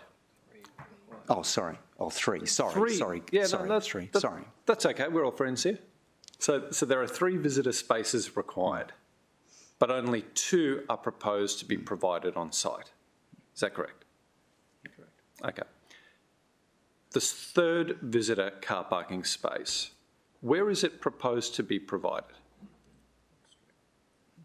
Through you, Mr Chair, on street.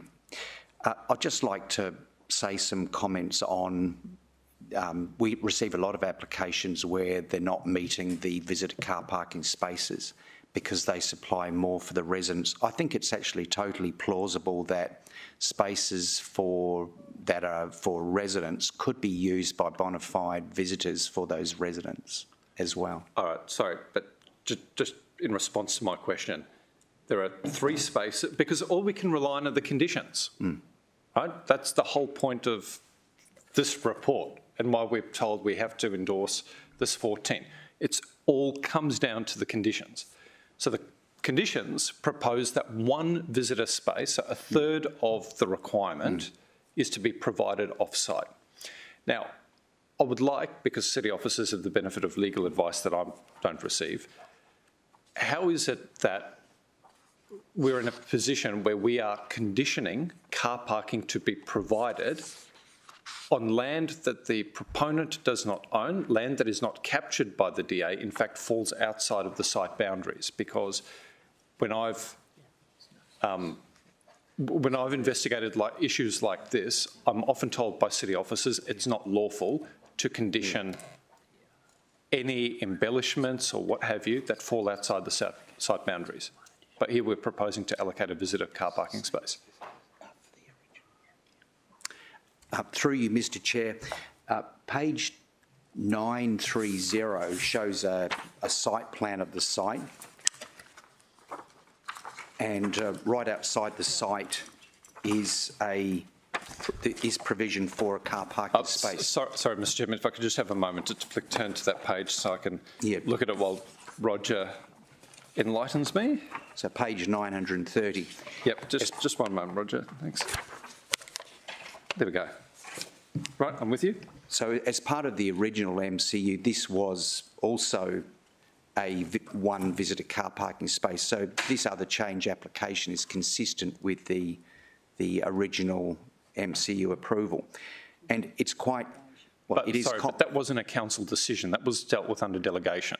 Through you, Mr Chair, correct. It was done under officer delegation. Right. So I just want to, and it might be code assessable, but I'm not necessarily of the view it was a good outcome. And we get to assess this afresh. We've heard this is a fresh application, effectively. Well, that's what we were told. Well, I didn't, through you, Mr Chair, I didn't use the word fresh. I just said it was another change where we have regard to a full suite of assessment benchmarks. Okay, so on page, so I'm looking at page 930. Yep, sorry. Please, Roger. Yeah. So there's a visitor car parking space that's on a public road reserve. And can you just point me to where that is? Well, Alicia, it's... No, it's this one. So they can park there and on the other side. Okay. Alicia's just informed me that if you wrap around the site to the left, that's 13th Avenue, and there is provision for car parking, which is consistent with our original approval. All right, but I just want to be clear that city officers are proposing that we condition a visitor car parking space on the public road reserve. Through you, Mr Chair, it's been our consistent approach for 20 years for the provision of street parking to be a visitor car parking source. We've been doing it on most applications when it's directly outside the site. Okay, so it's very interesting to me because quite often I would receive requests from residents who say, councillor, I've got great difficulty. I have a friend who has a mobility issue. They come to visit me, but it's very difficult for them to visit me because one of my neighbours parks in front of my house. And I have to explain to that resident that, I'm sorry, the public road reserve is not allocated to you. It's not allotted to you. Anyone can park there. So my sense is that we provide for visitor car parking spaces on site as per the city plan to meet the demand for visitor car parking space, or the demand for visitor car parking induced by that development, right? And I'm struggling here to understand how we can push some of that demand into the public road reserve without carving out any exclusive access to that car parking space. My question is, recently, council, and admittedly I did not vote to support this, but council, no, I did ultimately, council examined the introduction of a traffic management area along the corridor for the third stage of the light rail. And the effect of those parking regulations would be to introduce regulated parking and a parking permit scheme to ration the available car parking on street. And my recollection of the parking permit eligibility criteria, which is captured in local law, is that new developments, such as this one, would not be entitled to visitor parking permits.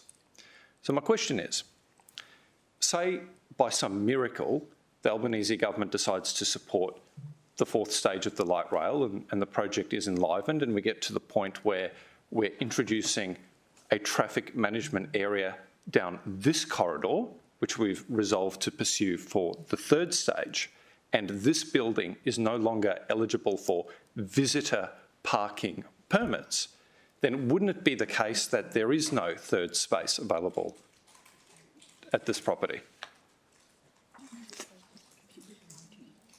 Yeah, I'm happy for you to. Through the chair, there is surplus residential car parking spaces provided. So if both visitor car parking spaces are full, there is a possibility that a visitor could use an additional resident space. But how can Chairman, can I just ask a question that's relevant to this discussion? Because do you mind Do you mind, Councillor Vorster? Well, I don't know what the question is, but I'm happy to defer to you. Well, it's just that you've mentioned that we're conditioning on-street car parking. I'd like the officers to point me to the condition that says parking's on street. In my view, it's simply we're conditioning off-street car parking. We're not conditioning the use of an on-street car park. Through you, Mr Chair, you're totally correct, Councillor Gates. What we're doing, we're acknowledging they're one short, and we're saying there is provision in the street for that shortfall to be accommodated within the street. That's what we're implying. Yeah, so I understand that to be the case, but it's different. Like if city officers in the report said that there are 2, and council must be happy that there are only 2, then I'd prosecute a different argument. But my apprehension is that the report suggests that the visitor car parking demand can be satisfied by on-street car parking. And that, for me, gets very, very rubbery. But just to, sorry, Alicia? Yep. Just to your point, saying that there is surplus, is there surplus at the condition of 14 car spaces? Or is there surplus in our hope that they deliver what they've promised but are not otherwise conditioned to deliver? Through the chair, they've provided 18. However, we're conditioning 14 resident spaces. So what if they constructed only 14 as per the condition? Through the chair, they have the stamped approved plans which show the 4 car stackers which have 4 spaces each in them. So they will be constructing those. But we're only conditioning 14. I guess what I'm asking is... We're conditioning a minimum of 14. So does it say minimum in the condition? Yeah. It says a minimum of 14 resident spaces, and then it goes 2 visitor spaces. Okay, thank you. That's all my questions. Oh, that's good. Stay on parking, if that's okay, Chair. You can briefly stay on parking. Thanks, Chair. So on page 929, there's a plan. Is that plan what is being approved today, or is it the code accessible plan? So that's the approved.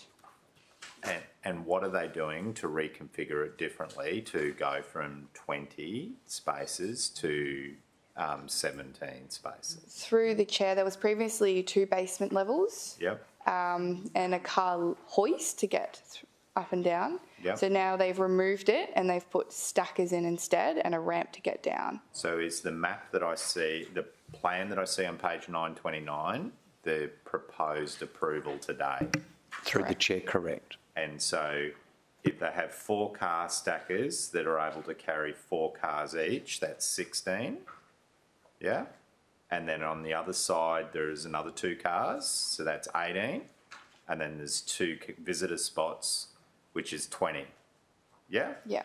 So, and they're required by our plan to provide 17, being 14 residential and 3 visitors.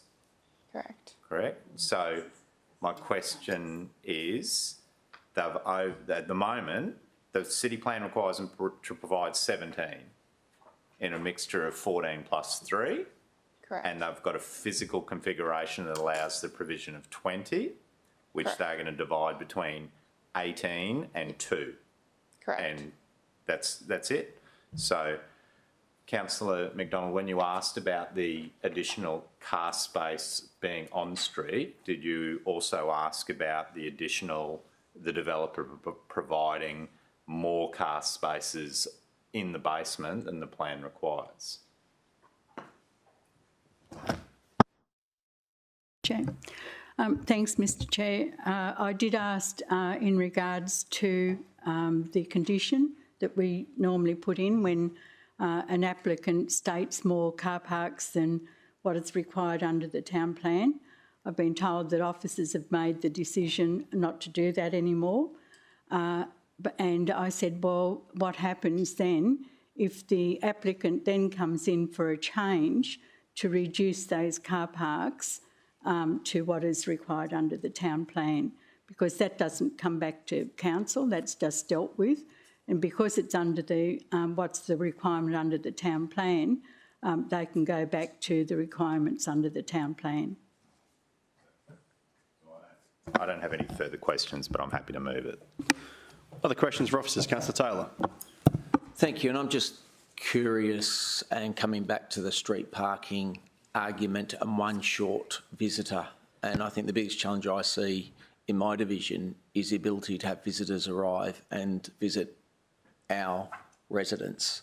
And we know it's a challenge as a growing city, and the concern for me is we are, as we get busier, have time parking, and the ability to have a resident pass is a big conversation for residents there. We understand that we're encouraging people that if we provide, you buy a premises that's got one car spot, you should only have one car spot. Are we coming to a question here? Yeah, we are. Yeah. But the visitors' car parking is where our visitors and guests go. And I'm still struggling to understand when we have a requirement of 3 visitors parking that we are considering reducing 1, relying on street parking that I believe we can't do. And at the same time, as a city moving forward, we're constantly reviewing our parking, visitors parking.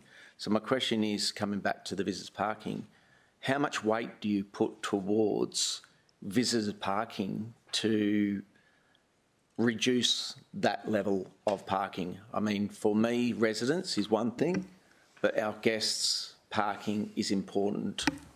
So how do you get that one? There isn't a question in that. Like you've gone around in a big circle. So a question with a question mark on the end of it for officers. So the question is, where 3 parking going to 2, how do you wait to actually reduce it down by 33% of your visitors parking when in this conversation we have had a conversation about street parking? Through you, Mr. Chair, very good question, Councillor Taylor. I'll actually turn it around if I have the time, Chair. We receive a lot of complaints that there's residents that can't find car parking spaces, and you just drive around the city, Oxley Drive, Olsen Ave, Oxley Drive, and right by the Dublin docks, there's just hundreds of metres of cars that are parked on the street all the time because there's insufficient resident parking. So we actually get developers who actually say, I've got more of a problem satisfying residents than what I do visitors. In other words, there's a greater demand for residential parking than visitors. And you can see it everywhere in the city now. There's more residential demand than visitors. So take your point about whether there's enough visitor car parking and whether a 33% reduction on site is an issue. But on the flip side, we're receiving so many complaints on the other side, Councillor Taylor. So I agree with you, we're a growing city and car parking is a huge problem, but it's not limited to visitor car parking. I do appreciate that, but we are actually given a approval for amount of car spots for residents. We're talking about visitors parking here, and we're going to have streets for our visitors, and we have tradies, but we've got levers to actually manage that. And I think my concern in relation to parking is more around the visitors parking than the residential. And I think that's why the regulations about 218 does focus on the residents permits is based on any development after that fact is not included in our scheme. And that's to manage that moving forward. But I think we need to have some consideration at this point because decisions we make today will be affecting in 5 and 10 years' time. And if we don't consider those Councillor Taylor, so we've strayed away from questions again, so there isn't a question in that. Is there anything else on questions outside of car parking for officers? Councillor Peter Young. Outside of car parking? Yeah, so I just, the officers here may not be able to answer this, but in regard to the approval that we've just granted or recommended to Council about the Paradise Boulevard, Service Paradise Boulevard development, am I right in thinking that the visitor car parking is 50 short from the requirements, or is it 53? It's the commercial and visitor combined. So, Councillor Peter Young, because there's different land uses in that application, it meets the overall amount of car parks required for the entire development. It's just the breakdown of it. So when you separate the different requirements for commercial versus childcare versus short-term accommodation and dwellings, it's different ratios required. So for the overall development, it is AO compliant for car parking. They just aren't stipulated to this many to commercial, this many to childcare, this many to that. They're just there in one big pool of car parks.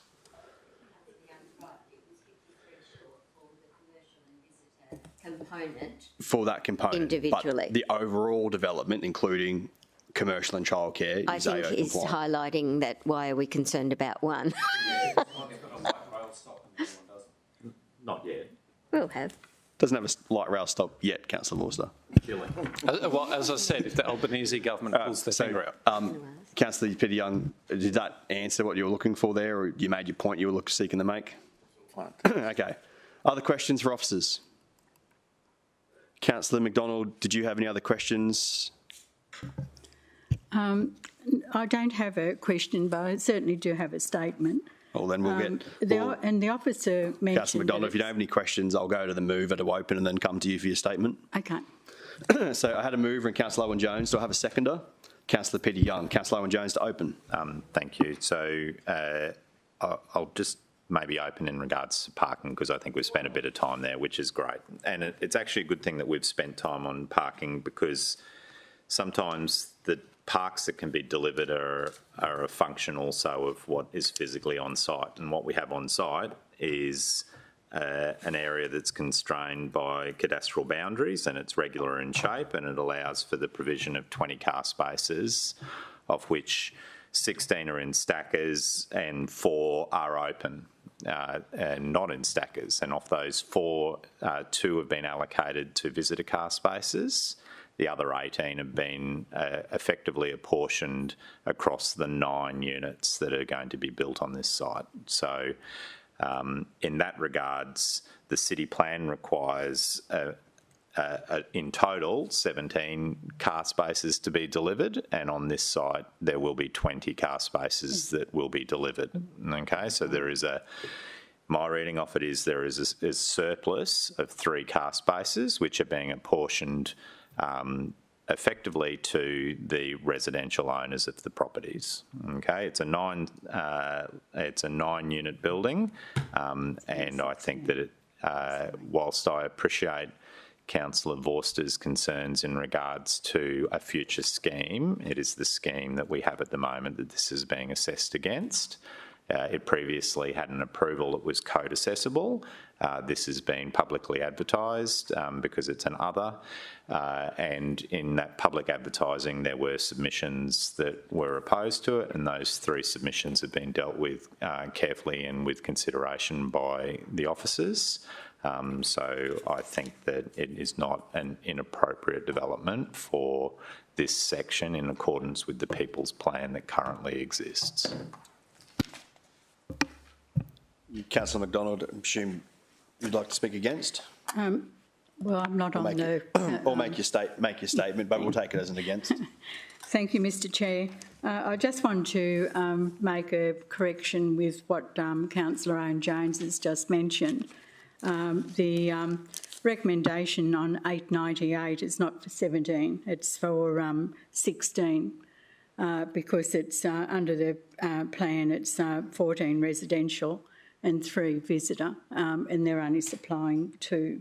So we're approving a set of plans and conditions, Councillor McDonald, and the set of plans show 20, regardless of how you interpret it. Could I just ask a question of council officers? Does the applicant have the ability to come in after council has approved this, and even though they've stated that they're going to supply... So I feel like you've actually asked that question already, Councillor McDonald, and they stated that they do have the legal ability to come back in. That's right. And lodge an application. So there's no guarantee that we're going to get the 18 car parks plus 2. And just understand that of these 18 car parks, as you mentioned before, we've got 4 car stackers, which will have 16 car parks in 4 stackers, and 4 of those car parks will only be for small vehicles. So I think if you have a look at page 839, you'll see the actual street. This is at the right on the beach. end of a cul-de-sac, and any given day there's quite a deal of traffic in that area with people coming and visiting the beach area because it is a beach end. So this does really concern me and the community. And it's not an insignificant change, as was mentioned before, because it sets a standard for future developments. We've seen here today where officers put a little photo up with all their little red dots of other buildings that had been approved. So I just request that councillors voting here today really have a good look at this, because it does set the standard for future developments. Councillor McDonald, thank you. Councillors, anyone else looking to make a contribution? Councillor Vorster. Thank you very much, Mr Chairman, and I do want to acknowledge that I spent most of my time discussing car parking, and while I started out with many concerns, those were largely addressed by Councillor Owen-Jones in his line of questioning. I'm a little bit more comforted. But I will go back to the first point that I made, which is this is an other change application, in my view, that requires an examination of other relevant matters. And for me, a very relevant matter is the clear policy direction that this council has resolved to support time and time again, even in the face of fierce state opposition, and that is this part of Palm Beach should have a 17-metre height limit. And the delta, in my view, is not 2.1 metres. It is the difference between the proposed height and the 17 metres. And in my view, that should have factored into the officer report. It wasn't addressed, and for that purpose, I can't find myself supporting it today. That's quite apart from the issues to do with car parking. Anyone else looking to speak? So I'm going to speak briefly on this one because I'll be supporting it today, so I just want to outline my reasons why. So I actually take a lot of comfort from the fact that something that was code accessibly approved has had to go through a public notification period.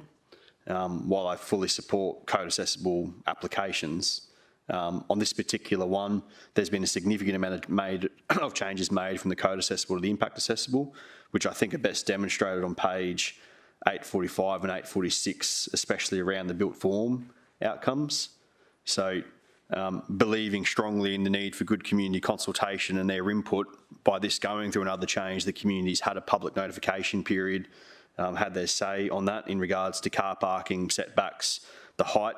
I didn't see any submissions about the built form changes, but I believe the proposed changes make it a superior looking building. Car parking is still AO compliant. While we may not be able to hold them to build the other ones, as Councillor McDonald points out, it would make a hell of a lot of sense to build that basement and not include them, because what else would they do with that space? So I do believe that we'll end up with the 20 car parks that the plans show can be delivered there.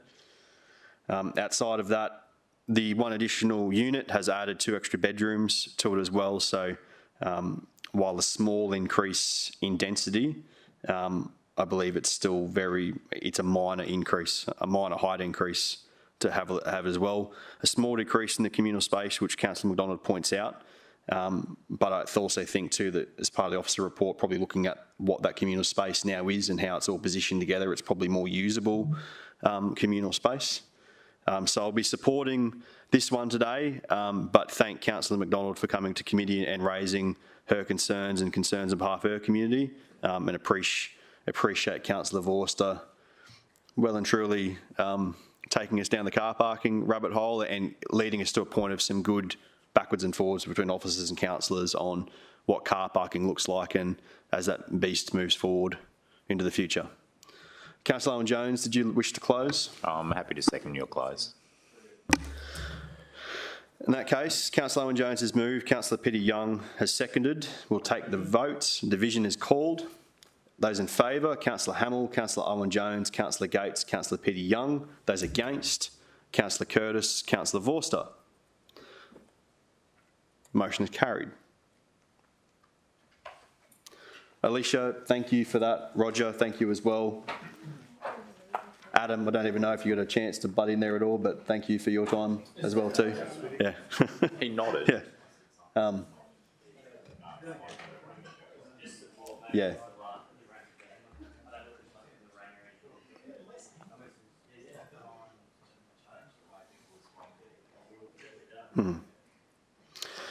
Councillors, that leaves us with the supplementary item being the draft Gold Coast housing supply statement. So we'll welcome officers from our city planning StratCon team out.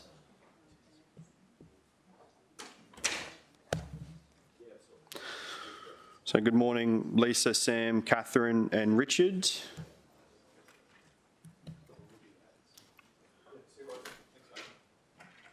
Okay, Lisa, we're in your hands.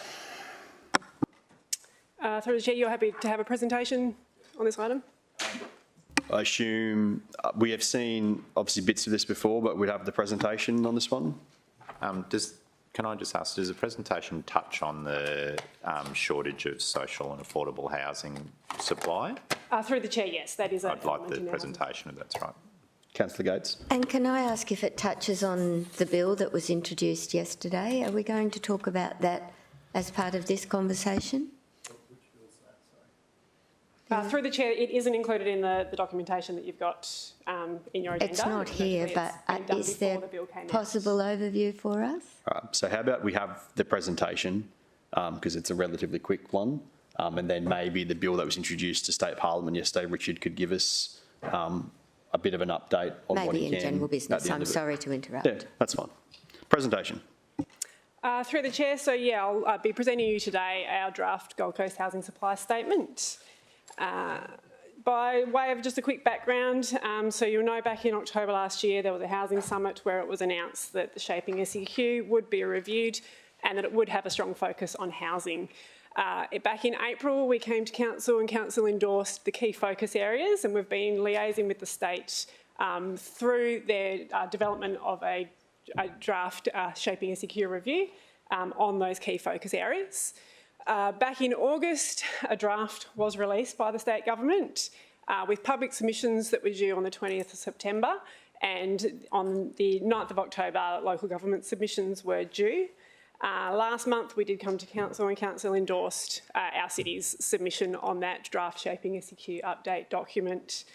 As part of the draft shaping SEQ, there is a mention that local governments are asked to provide a housing supply statement.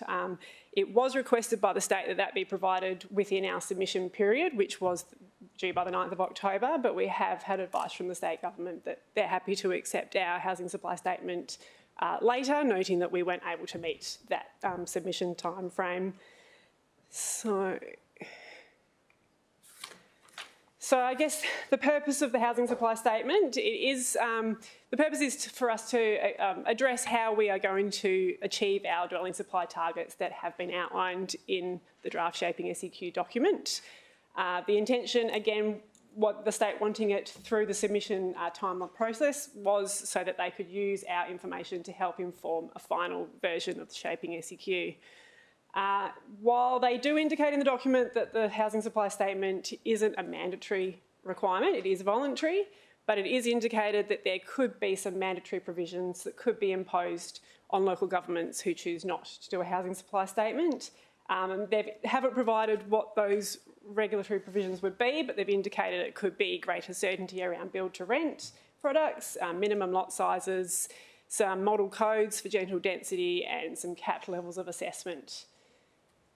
So, the key elements of the housing supply statement, essentially it's to show what's already been delivered by the city to facilitate housing, what is currently underway, what work we're currently doing, and what we will do into the future to facilitate additional housing for our community.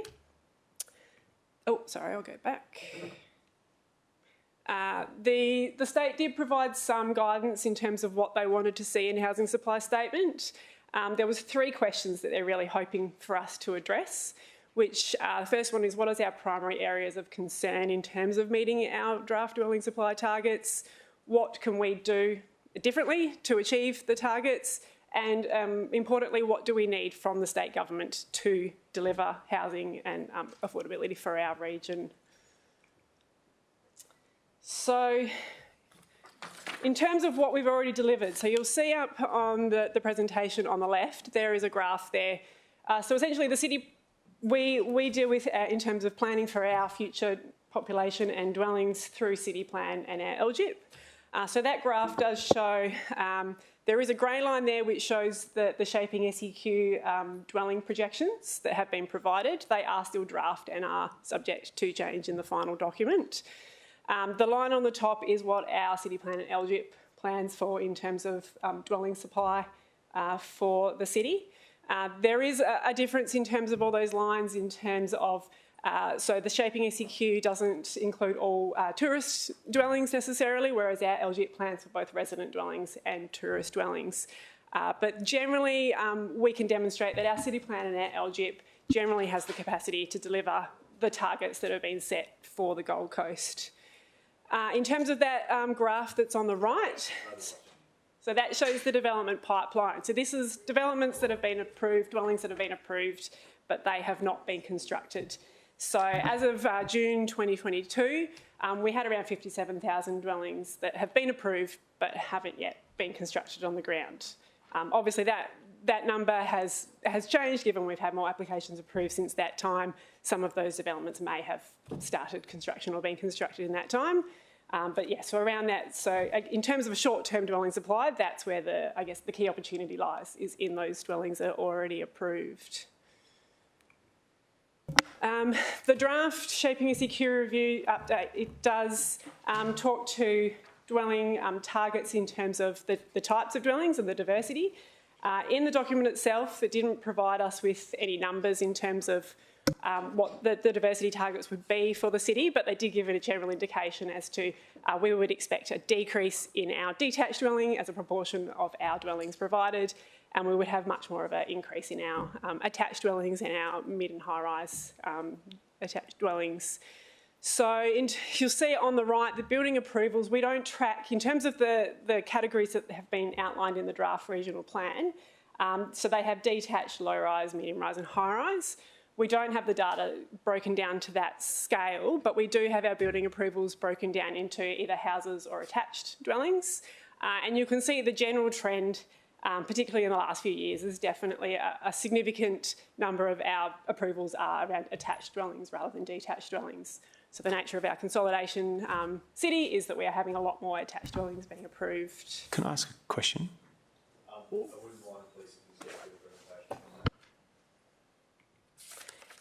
So we outlined in the HSS, I guess, the ongoing work that is underway. So we have a city plan amendment strategy, which does intend to deliver a number of additional dwellings across the city. We have reviews underway of Robina Central Planning Agreement. We've got the Southport PDA review, which will look in terms of housing in those areas and what's required. We've got our investigation area program. So we have Oxenford, Parkwood, Avon and Highland Park, which are currently being reviewed in terms of what additional housing supply could be provided in those areas. We've got the ongoing neighbourhood framework along the light rail stage 3 corridor, looking at the potential housing, the supply that can be delivered through that. And we do also have our Gold Coast Homelessness Action Plan, which has a range of actions that are currently being implemented for the city.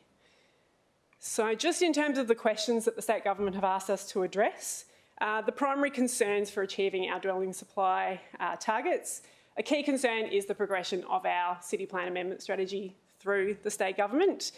So that is our key. We need our amendments to continue to progress in a timely manner through state government approval processes.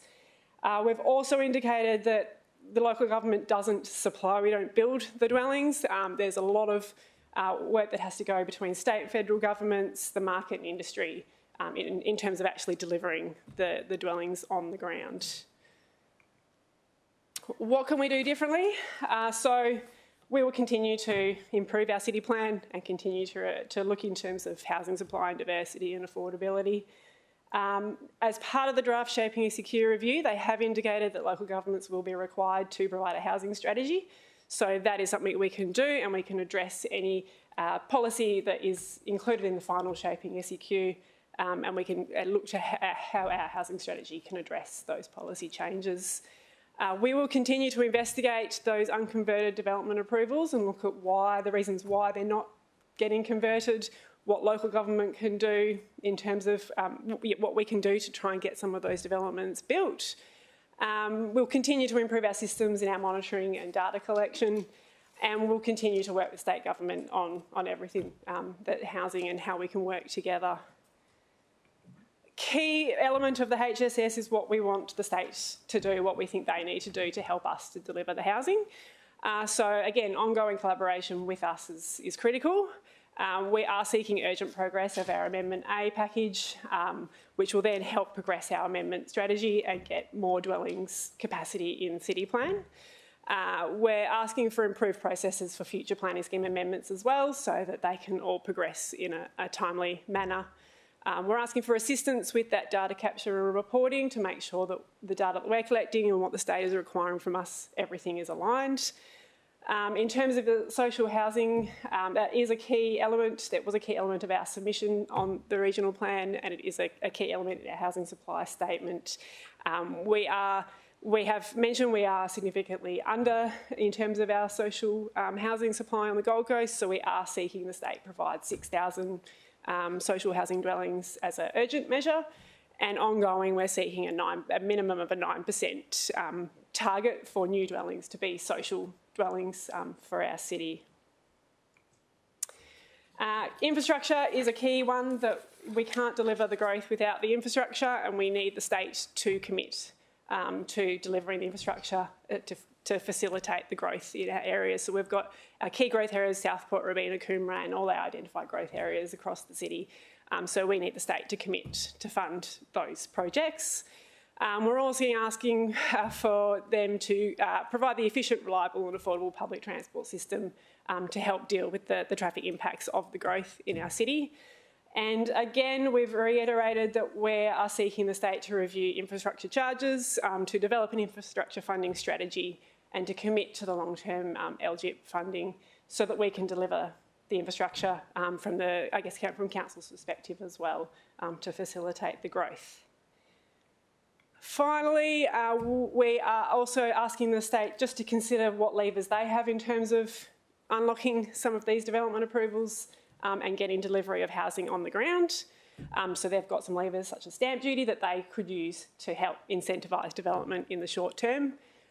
We are asking for currency periods to be reviewed to help incentivise development. So just to encourage the developments to happen now and not to allow those to continue on and lock up some of the infrastructure in the short term. And we're asking for the state to also work with the federal government. Federal government has announced a range of funding that is available. We want the state government to work with the federal government to ensure that we are getting the required funding delivered at our city level. And also in terms of them addressing some of the issues that go with why we're not necessarily getting enough housing built on the ground, which comes down to supply issues, some skilled workforce issues, the financing required to get development out of the ground. So we'd like them to continue to work in that space. So just, the next steps, subject to council endorsement, we'll be looking to submit this draft housing supply statement to the state government. They have indicated this is a start of a collaborative process. So it is a draft that we will continue to then work with the state on this housing supply statement, and we will come back to council should any significant changes occur during that process.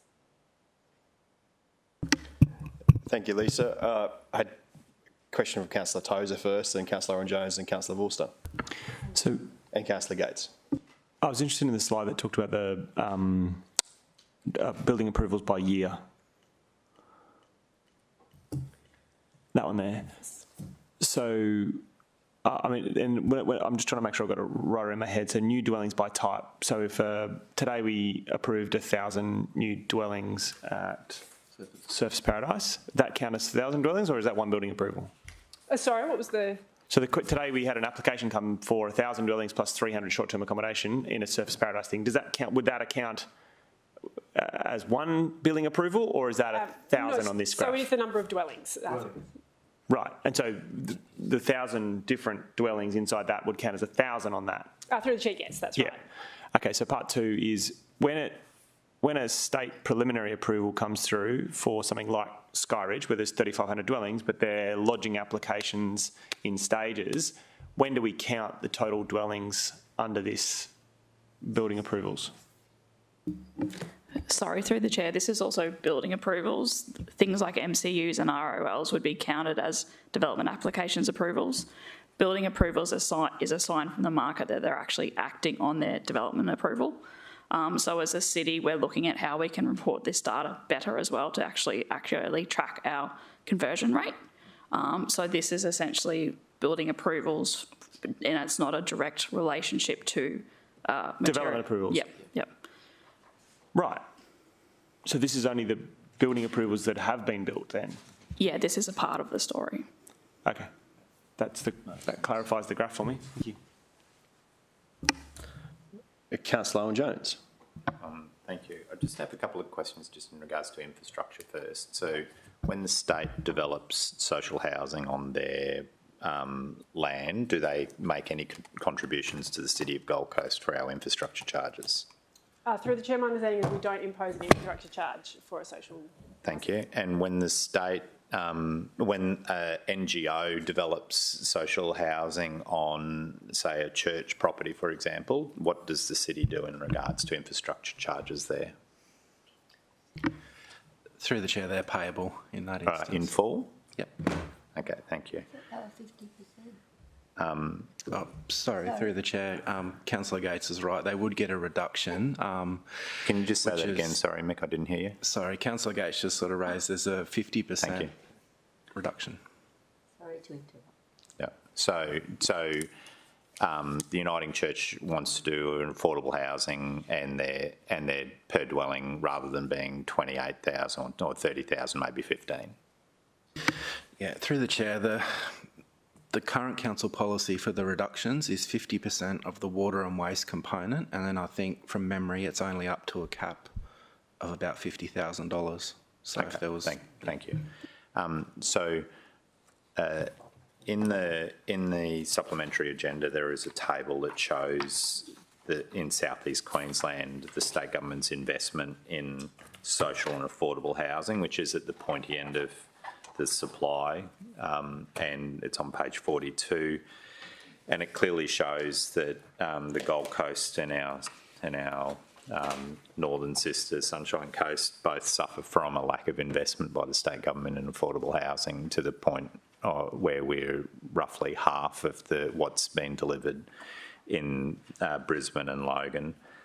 So if we were to have a target of 15 dwellings per 1,000, the state is currently short around 4,500 dwellings in this space. Is that correct? Yeah, so through the chair, and that was, I guess, a key element in our submission. Reviewing the numbers that we are short was where we came up with our... So I appreciate that Councillor Forster from memory may have previously asked a question a couple of years ago in regards to what the current stock was and what their investment had been. Do we have a line of sight as to, say, in the last 5 years, how many new social dwellings the state has invested on the Gold Coast? Through the chair, I don't have that information at the moment. Yeah. So I think in our submission we should actually, so I think if we're wanting to highlight the shortfall, and as I see it, there's a shortfall of at least 4,500 now. We want to be considered to be South East Queensland benchmark, and if there's only 5,000 now and they've only delivered 1,000 over the last 10 years, for example, I think that should help crystallise that advocacy of the need for the state to invest in a difficult market, and that's what the Gold Coast actually is, because so my experience in the affordable housing space is they were always chasing the cheapest product, which may have been out at Flagstone or somewhere because it was easy to do, but we actually need to be thinking about what the Gold Coast needs. So I think that it would really help in our presentation to the state if we could say the current shortfall is 4,500. what's been delivered in the last 10 years is, let's say, 1,000 and be generous, because I don't think it is, because they get excited when they do 50-somethings, you know. Yeah, so I think we should actually say this is, to the best of our knowledge, in the last 10 years, this is what we think's been delivered. We actually need to deliver 4,500 just to catch up, but it's even worse than that, and this is chilling. Is that between now and 2014, we expect to have a city population of 1 million, which would lead us to need around 15,000 affordable social houses delivered by the state and the federal government, not by the council, by the state and the federal government. So if they're already short 4,500, as a background, they should be providing 4,500 every year just to keep us at status quo with what they deliver into the Brisbane City Council. So I think that we really should be focusing on twisting that as part of our advocacy. So Councillor Tozer mentioned Skyridge, which is going to have 3,500. Well, maybe the state could start by acquiring 50 dwellings there, because that's what 15 dwellings per 3,500 dwellings actually looks like, you know. And my guess is, like everything, there won't be an investment there. So as an example, that's where the salt and peppering of state investment in housing shouldn't just be in one suburb. It actually needs to be across the city, and there's a good example of where they need to invest. And then finally, just in regards to the infrastructure charges, we've been asked to do some things about what could trigger it. I don't know whether or not we should give some consideration as to how the city might be able to use infrastructure charges as a better lever to get better outcomes, particularly in the NGO space. So in the government space where they don't contribute, you know, maybe that's an example of where if the state was to make a contribution in that space, the city could then use that funding stream to help activate other NGO sites in the city, because we need to do something different to what we're doing at the moment. And through the chair, we have under our in the HSS under our I guess our desire to do a housing strategy. That is something that we have indicated as something that would be investigated through our housing strategy. Yeah. And so it needs to have curbs as well, because, like, I mean, not dissimilar in 2012 when we had the Kickstart program, that came at a cost to the overall community, because when we make a discount to infrastructure charges, somebody has to pay it. And who pays it is the general ratepayer, because the infrastructure still actually needs to be delivered. So it actually we actually need a plan in that space. But if we can do something that helps trigger the activation of NGO land into development, that would be a good thing. And Mr. Chair, I've got one final other point, and that is the state owns a whole host of properties on the Gold Coast, which I don't think it's actually has seriously considered the activation on. So for the last 20 years, they've held a significant holding that's wrapped itself around the Varsity Lake Station, which was at one point designed to be an urban village, but that's never got off. They own significant holdings on Olsen Avenue, which are currently zoned residential but have trees on them. So at some point in time, the state has to work out what's more important. Is it housing people in proper dwellings, or is it letting them live in tents in an area that's designed for residential housing? So I think that are two examples, but I think if we applied ourselves as a council to all of the sites that we know that the state owns that they could activate. So there's the Buckler land that the TMR acquired at Helensvale, adjacent to the Helensvale station, that they're just silent on what its alternate use may be, but it's zoned for residential purposes. I think if we collectively put our minds to where the state owns land that can actually have good housing outcomes delivered, that might be a really good place to start. Councillor Vorster. Sorry, Mr. Chairman, just for clarity, I didn't hear a question, Councillor Owen Jones's remarks. Am I right to provide a similar statement, or should I if you've got stick to questions? Maybe if you've got some questions, lead with those, but if you've got some statements, you can wrap them up in there too. So I think I started with questions and then I concluded with an observation, but I'm not chairing the meeting, so neither am I, which is why neither am I, which is why I'd asked the question of the Councillor Young suggested we check the tape. How about it, Councillor Vorster? Thank you, Mr. Chairman. Can I just get a sense from city officers, has the ability for the city to deliver more housing and therefore potentially downward pressure on prices by increasing supply, am I right in reading the report that that difficulty has been exacerbated because the state did not back in Amendment Package 2 and 3, which would otherwise have provided uplift in areas like Labrador and West to Southport and Bigger Waters? Through the chair, yes. So our amendment strategy includes a number of additional dwellings that could be provided in the city, which we are dependent on the state's approval to have that come into effect. Right. Okay. So, so the issue we're grappling with, and our response down this housing supply statements, more challenging than it would otherwise have been had Amendment Package 2 and 3 been endorsed. Through the chair. Yeah. Okay. So there are some targets around, there's the social housing gap that we've talked about, and Councillor Owen-Jones has volunteered some ideas where more social housing could be delivered, and no doubt we need more social housing across the city.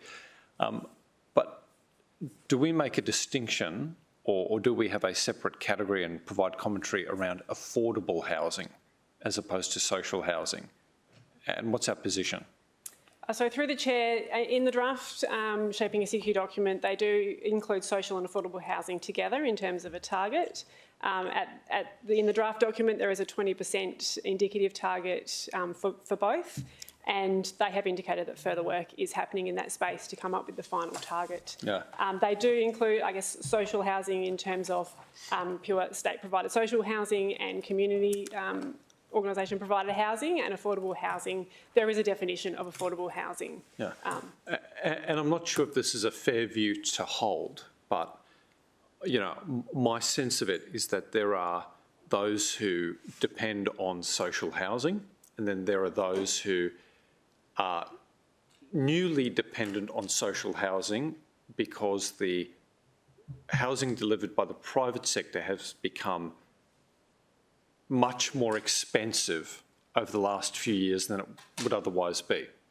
And I'm a little bit concerned that we're talking about targets around social housing, which we need to meet for the present problem, but not really trying to address the structural problem in housing delivery, which seems to be fueling demand for social housing, and that is providing affordable housing, housing that does not put a family under rental and mortgage stress, because that product doesn't exist at that price point anymore. So in our response, or based on some comfort that you've received from the state government, what conversations have been had, or what policy has been put on the table to try and restore the accessibility of affordable private stock?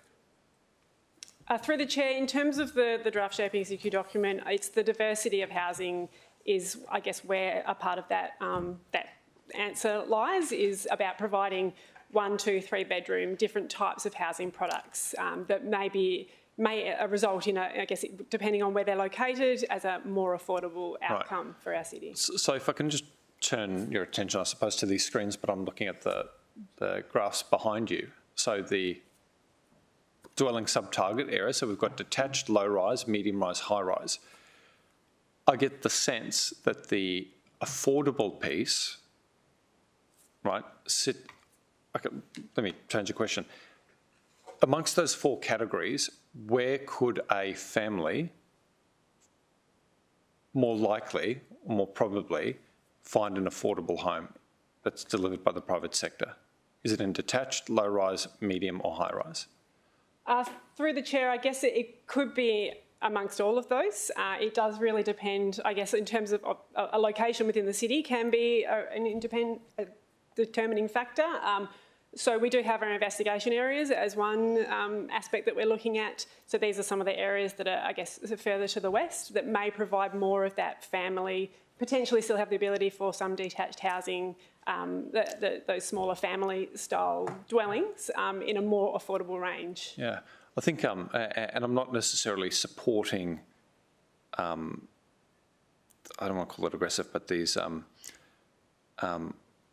don't want to call it extreme either, but sometimes when there is redevelopment in a brownfield area, some people ventilate concerns that affordable 6 and 8 pack developments are being knocked over to deliver a 12-storey luxury product, and people who could otherwise affordably live in a community are being dislocated, right? So redevelopment seems to be, according to at least some community commentators, exacerbating affordability issues because the price point of the new product is materially higher, both in terms of rent and acquisition, than the original product.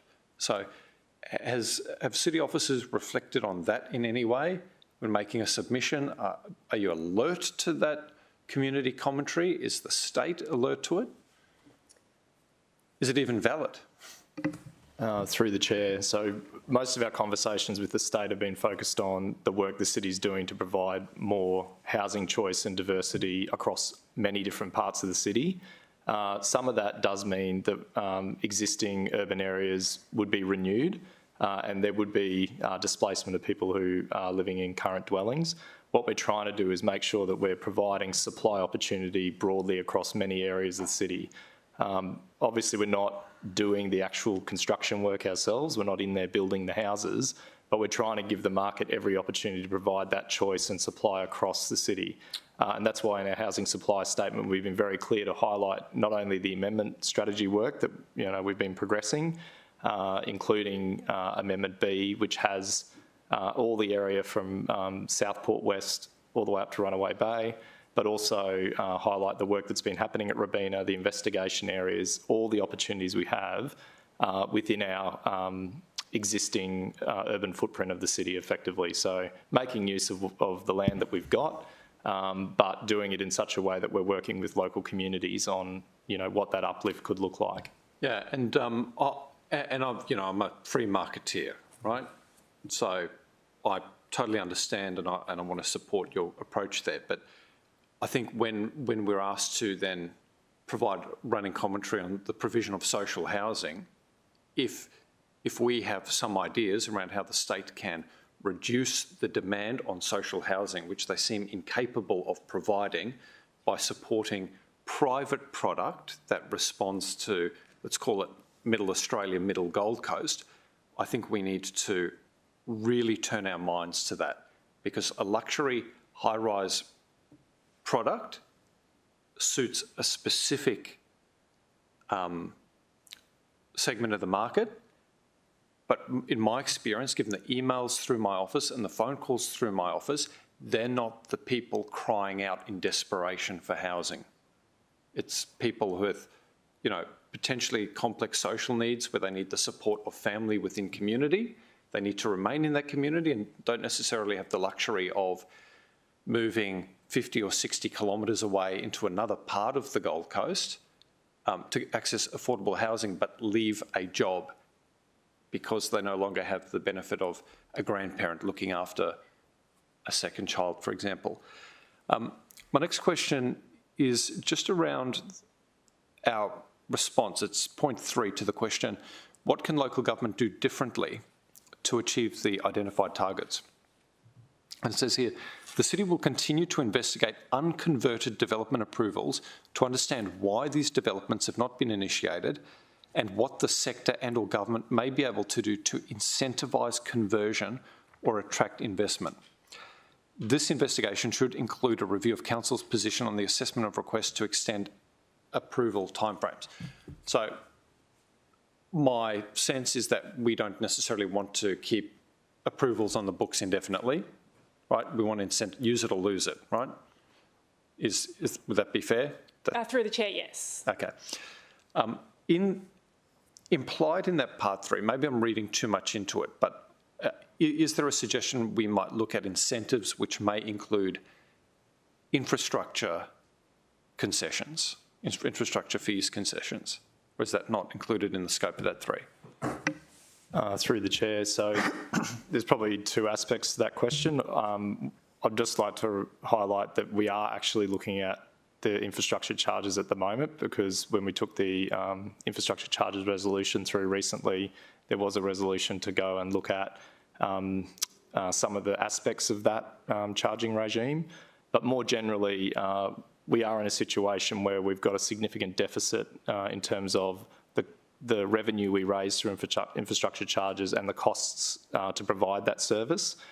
So we certainly weren't suggesting that we'd be looking at reductions to infrastructure charges. What we've highlighted to the state is the need to have an ongoing review of the charges framework, just because we're looking ahead over the next 10 years and seeing a significant gap in terms of the revenue we receive and the cost of providing the services to our future community. That's great. No, I might suggest that, without giving anyone a direction, that we could also look at different models of recovering if permitted by the Planning Act, and if not, potentially lobbying for change, that we might look at different models for recouping those infrastructure fees. Yeah, that's something to pay mind to. Just on the conversion of developments, I've had a few developers come through my door who said, look, we've had this approval on the books, and you know what, we overdid it, and this thing cannot possibly be constructed, right? So they're coming in with more modest asks. Now, I'm just interested in the city officer view around this notion of conversion. Are you looking at trying to enliven DAs that we have on the books through incentivising or supporting somehow? Or are you looking at how we can get proposals that are better suited to the moment and the market up? And the reason why I ask that is I don't see much sense in incentivising a development that actually doesn't respond to the market by throwing money at the problem. I'd rather be working with the developer to get a new DA on that side. Through the chair, that is actually one of our points of submission, is that the state has been, through our amendment packages, been asking for us to make sure that our policy is viable. What we've also asked the state to consider is that through the development assessment process, that they actually ask developers to ensure that the product that they are seeking approval for is also financially viable. Mostly to do with infrastructure charges, because once council is, not infrastructure charges, but infrastructure network capacity, once council approves that, we have to hold that infrastructure for that approval. Yeah. So it's like we approved that 140-storey tower, Orion, or whatever it was called, in Surfers Paradise. That thing, I mean, that thing's lapsed from recollection. But it's a concern that we look at. There are 50,000 potential dwellings on the book, but I wonder how many of those could actually be delivered in the current market, and I'd suggest it's very limited. And if we focus too much on us incentivising those 50,000 dwellings to bring to market, I think we miss the opportunity to bring something. And I'll just conclude with this, Mr. Chairman. We recently resolved, I think Councillor Peter Young wanted to limit the this motion to domestic violence, but I think we changed the council resolution, and we've got something on the books that looks at the issue of infrastructure fees for community purposes or social uses. Councillor Peter Young might be able to tell me whether it was the last round or the round before. If memory serves me well, I suspect that may give city officers authorisation to go away. You might not have been here, Councillor Gates, to actually look at the infrastructure charges question for the community housing sector. And I think that's worth teasing out. Thank you. Councillor Gates. Thanks, Chairman. Could we please go to the slide that was the implementing levers slide? I'm just concerned when we get there. That one? No, there was another one. Oh, well, that'll do.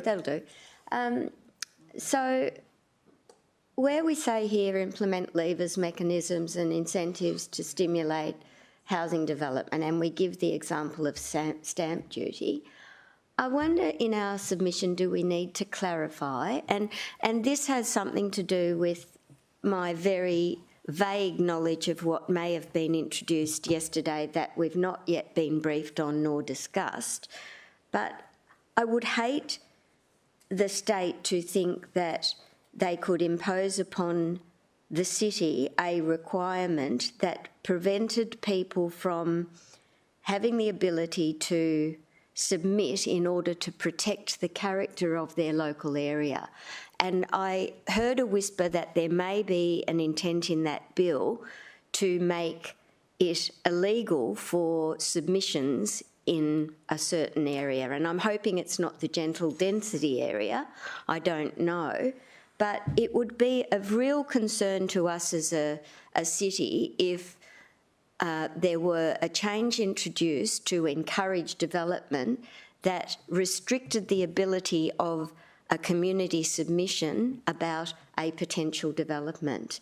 Now, I don't know if the officers have read more since that vague advice was provided yesterday by the UDIA, but the realistic way to stimulate activity would be for the government to say, we'll forego 50% of the stamp duty or similar.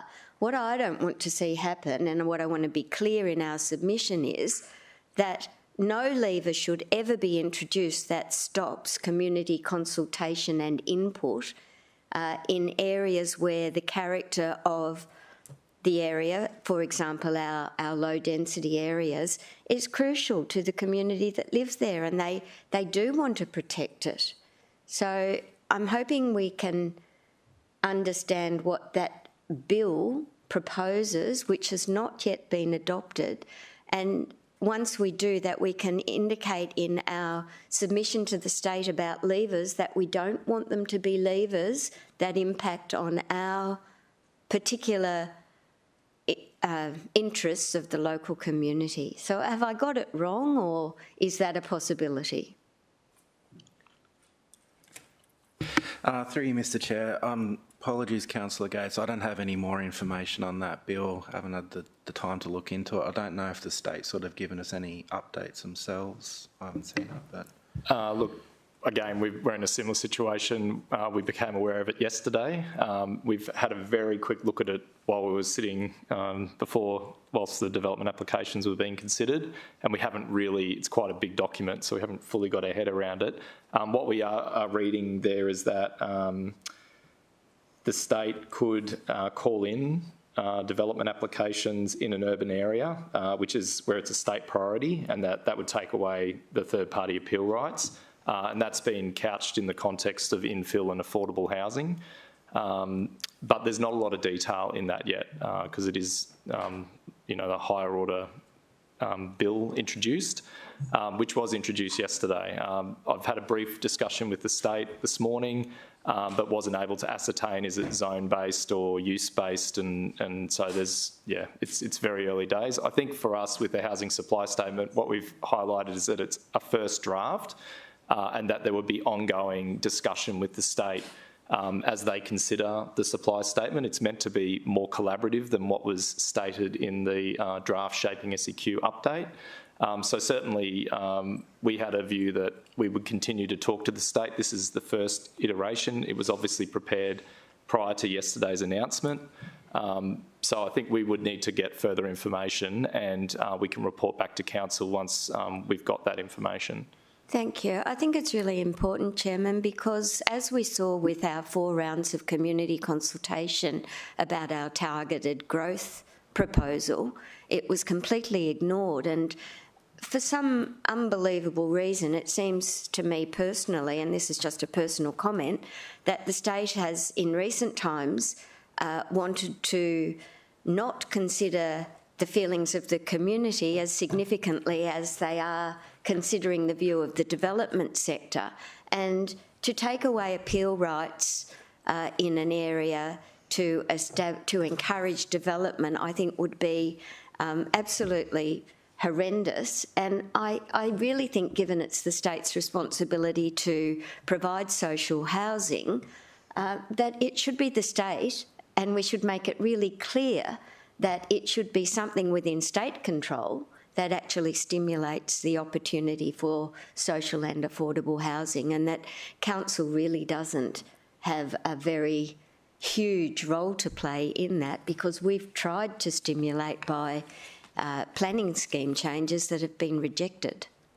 So I just would like, I'm glad to know that this is a first draft and it will be ongoing when we get some more information about that new bill.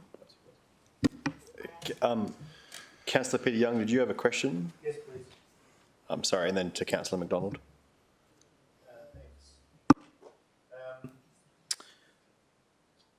The social housing figure, there's been a couple of numbers mentioned. I thought you said 6,000 and Councillor Owen-Jones talked about 4.5. So what's the figure that we're going to be headlining with, please? Through the Chair, in our submission on the draft regional plan and through our housing supply statement, we do indicate 6,000 is the number of dwellings we need in the short term to, I guess, to make up for the shortfall in supply currently, and then a 9% ongoing. To my observation is that, so I worked it on the Brisbane figures, right? So I think that there's a significant shortfall already, right? So they've got 5,000 on the ground. They need 9,500 if our city is to be comparable to 60 kilometres up the road. So that's where I got that figure. It's 15 dwellings per 1,000 population is what Brisbane has. I'm not disputing your figure. I just want to notice there's two different ones and I just want to have one figure. Well, I think we should have the highest figure as possible, because that's the investment the state should make in our city. So the officer's figure was 6,000, which is certainly more than yours, so that's the one I'll go with. So it's all relative. There's 5 at the moment. They should have 9. They need to have 15 by 2041.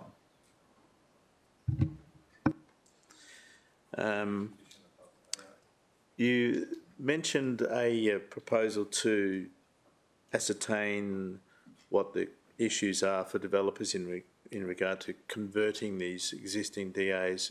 What kind of timeframe is there for that assessment, that analysis, that investigation? Is it 3 months, 6 months, a year? Through the Chair, in terms of doing, I guess, a housing strategy that would consider some of these things, the state government have indicated something needs to be provided within the short term. We don't have a definite time frame on that at this stage. Okay, because it's identified as one of the tasks that we could progress, that we could do to contribute to this whole discussion. And it'd be great if we could say, well, we intend to do that within the next 3 months. Boom, there it is. Because it's obviously going to take some time to get those responses from the, even to identify and approach those owners of sites or developers or whoever. And so it'd be good to get some traction into that, because I think that's an important aspect of where we go. There's been mentioned about the lack of capacity to deliver a lot of that. I think a lot of developments, applications that we deal with are very opportunistic, you might say, and they're just trying to get as maximum yield from the site so they can sell it on to some prospective investor, and that doesn't always work. But it would be good to get an understanding of really what the material challenges are for those landholders with approvals. I noticed here a proposal to, we were asking the state government to consider currency periods to incentivise development. So I gather that means extend the currency period or to reduce it. Because what they've done recently is extend the currency periods on some approvals, which has been a bit counterintuitive, I think. So is it specifically to seek that they reduce the currency? I don't see how they could actually do that. But through the Chair, that's correct. We're asking for them to look into, I guess rather than having ongoing approvals that continue on for a long period of time, is to, as Councillor Porter said, you sort of use it or lose it. Okay. Any more questions? Thanks. Councillor McDonald. Thanks, Mr Chair. I have concerns the same as Councillor Gates, and it'll be interesting to see what, when we get the report on what the new legislation has in store for the Gold Coast community. And I just hope that it's not further eroding council and community input into development applications.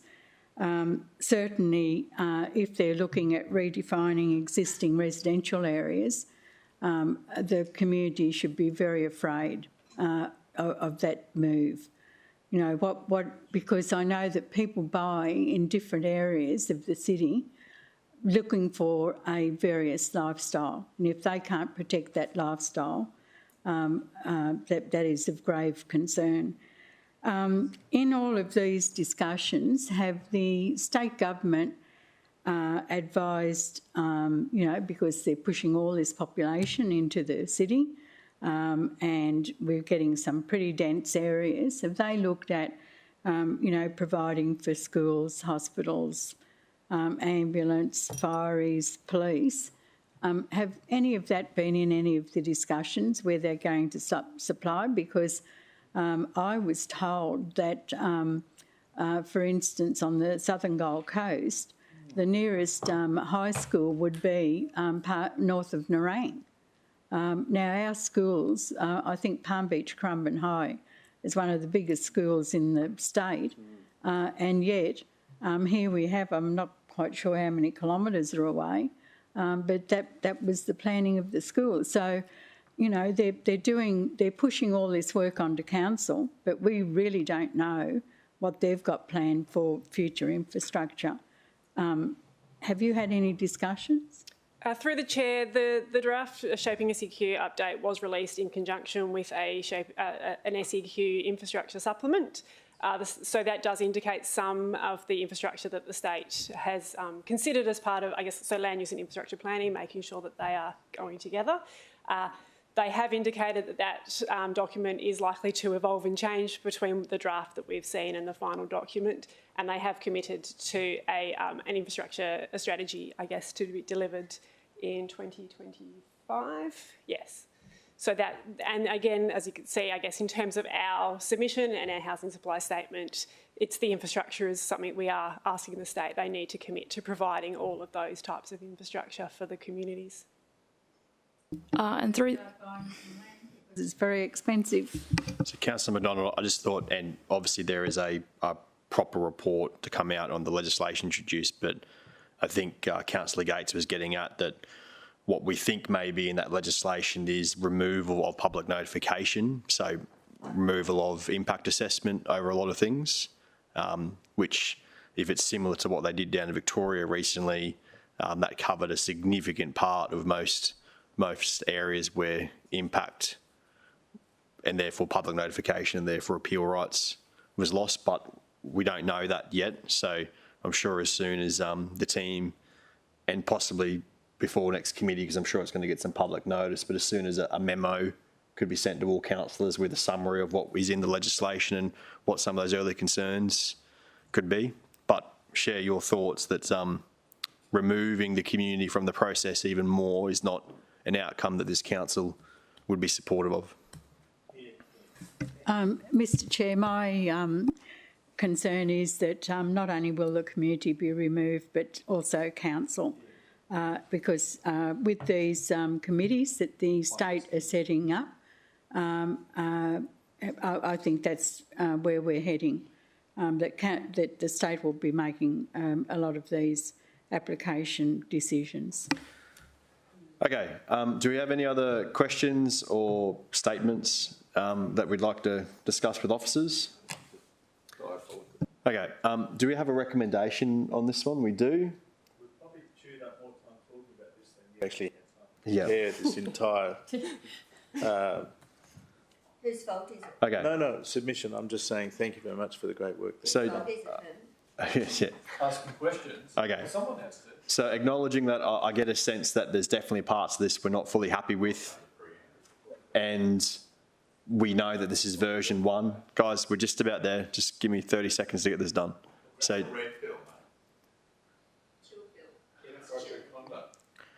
listen, you pair. Right. So, So, Councillor Peter Young moves. Councillor Owen Jones seconds. Councillor Peter Young, are you looking to speak at all? Okay, I think we've done that, so I agree with that. So I'm going to take the vote. All those in favour? Against? That's carried. Thank you, Catherine, Lisa, Sam, Richard. Councillors, I haven't received notice of any general business items, and given the time, I'm not going to take any today. So thank you for your attendance today. Thank you to officers and to support staff, and that concludes Planning and Environment for today at 12:13.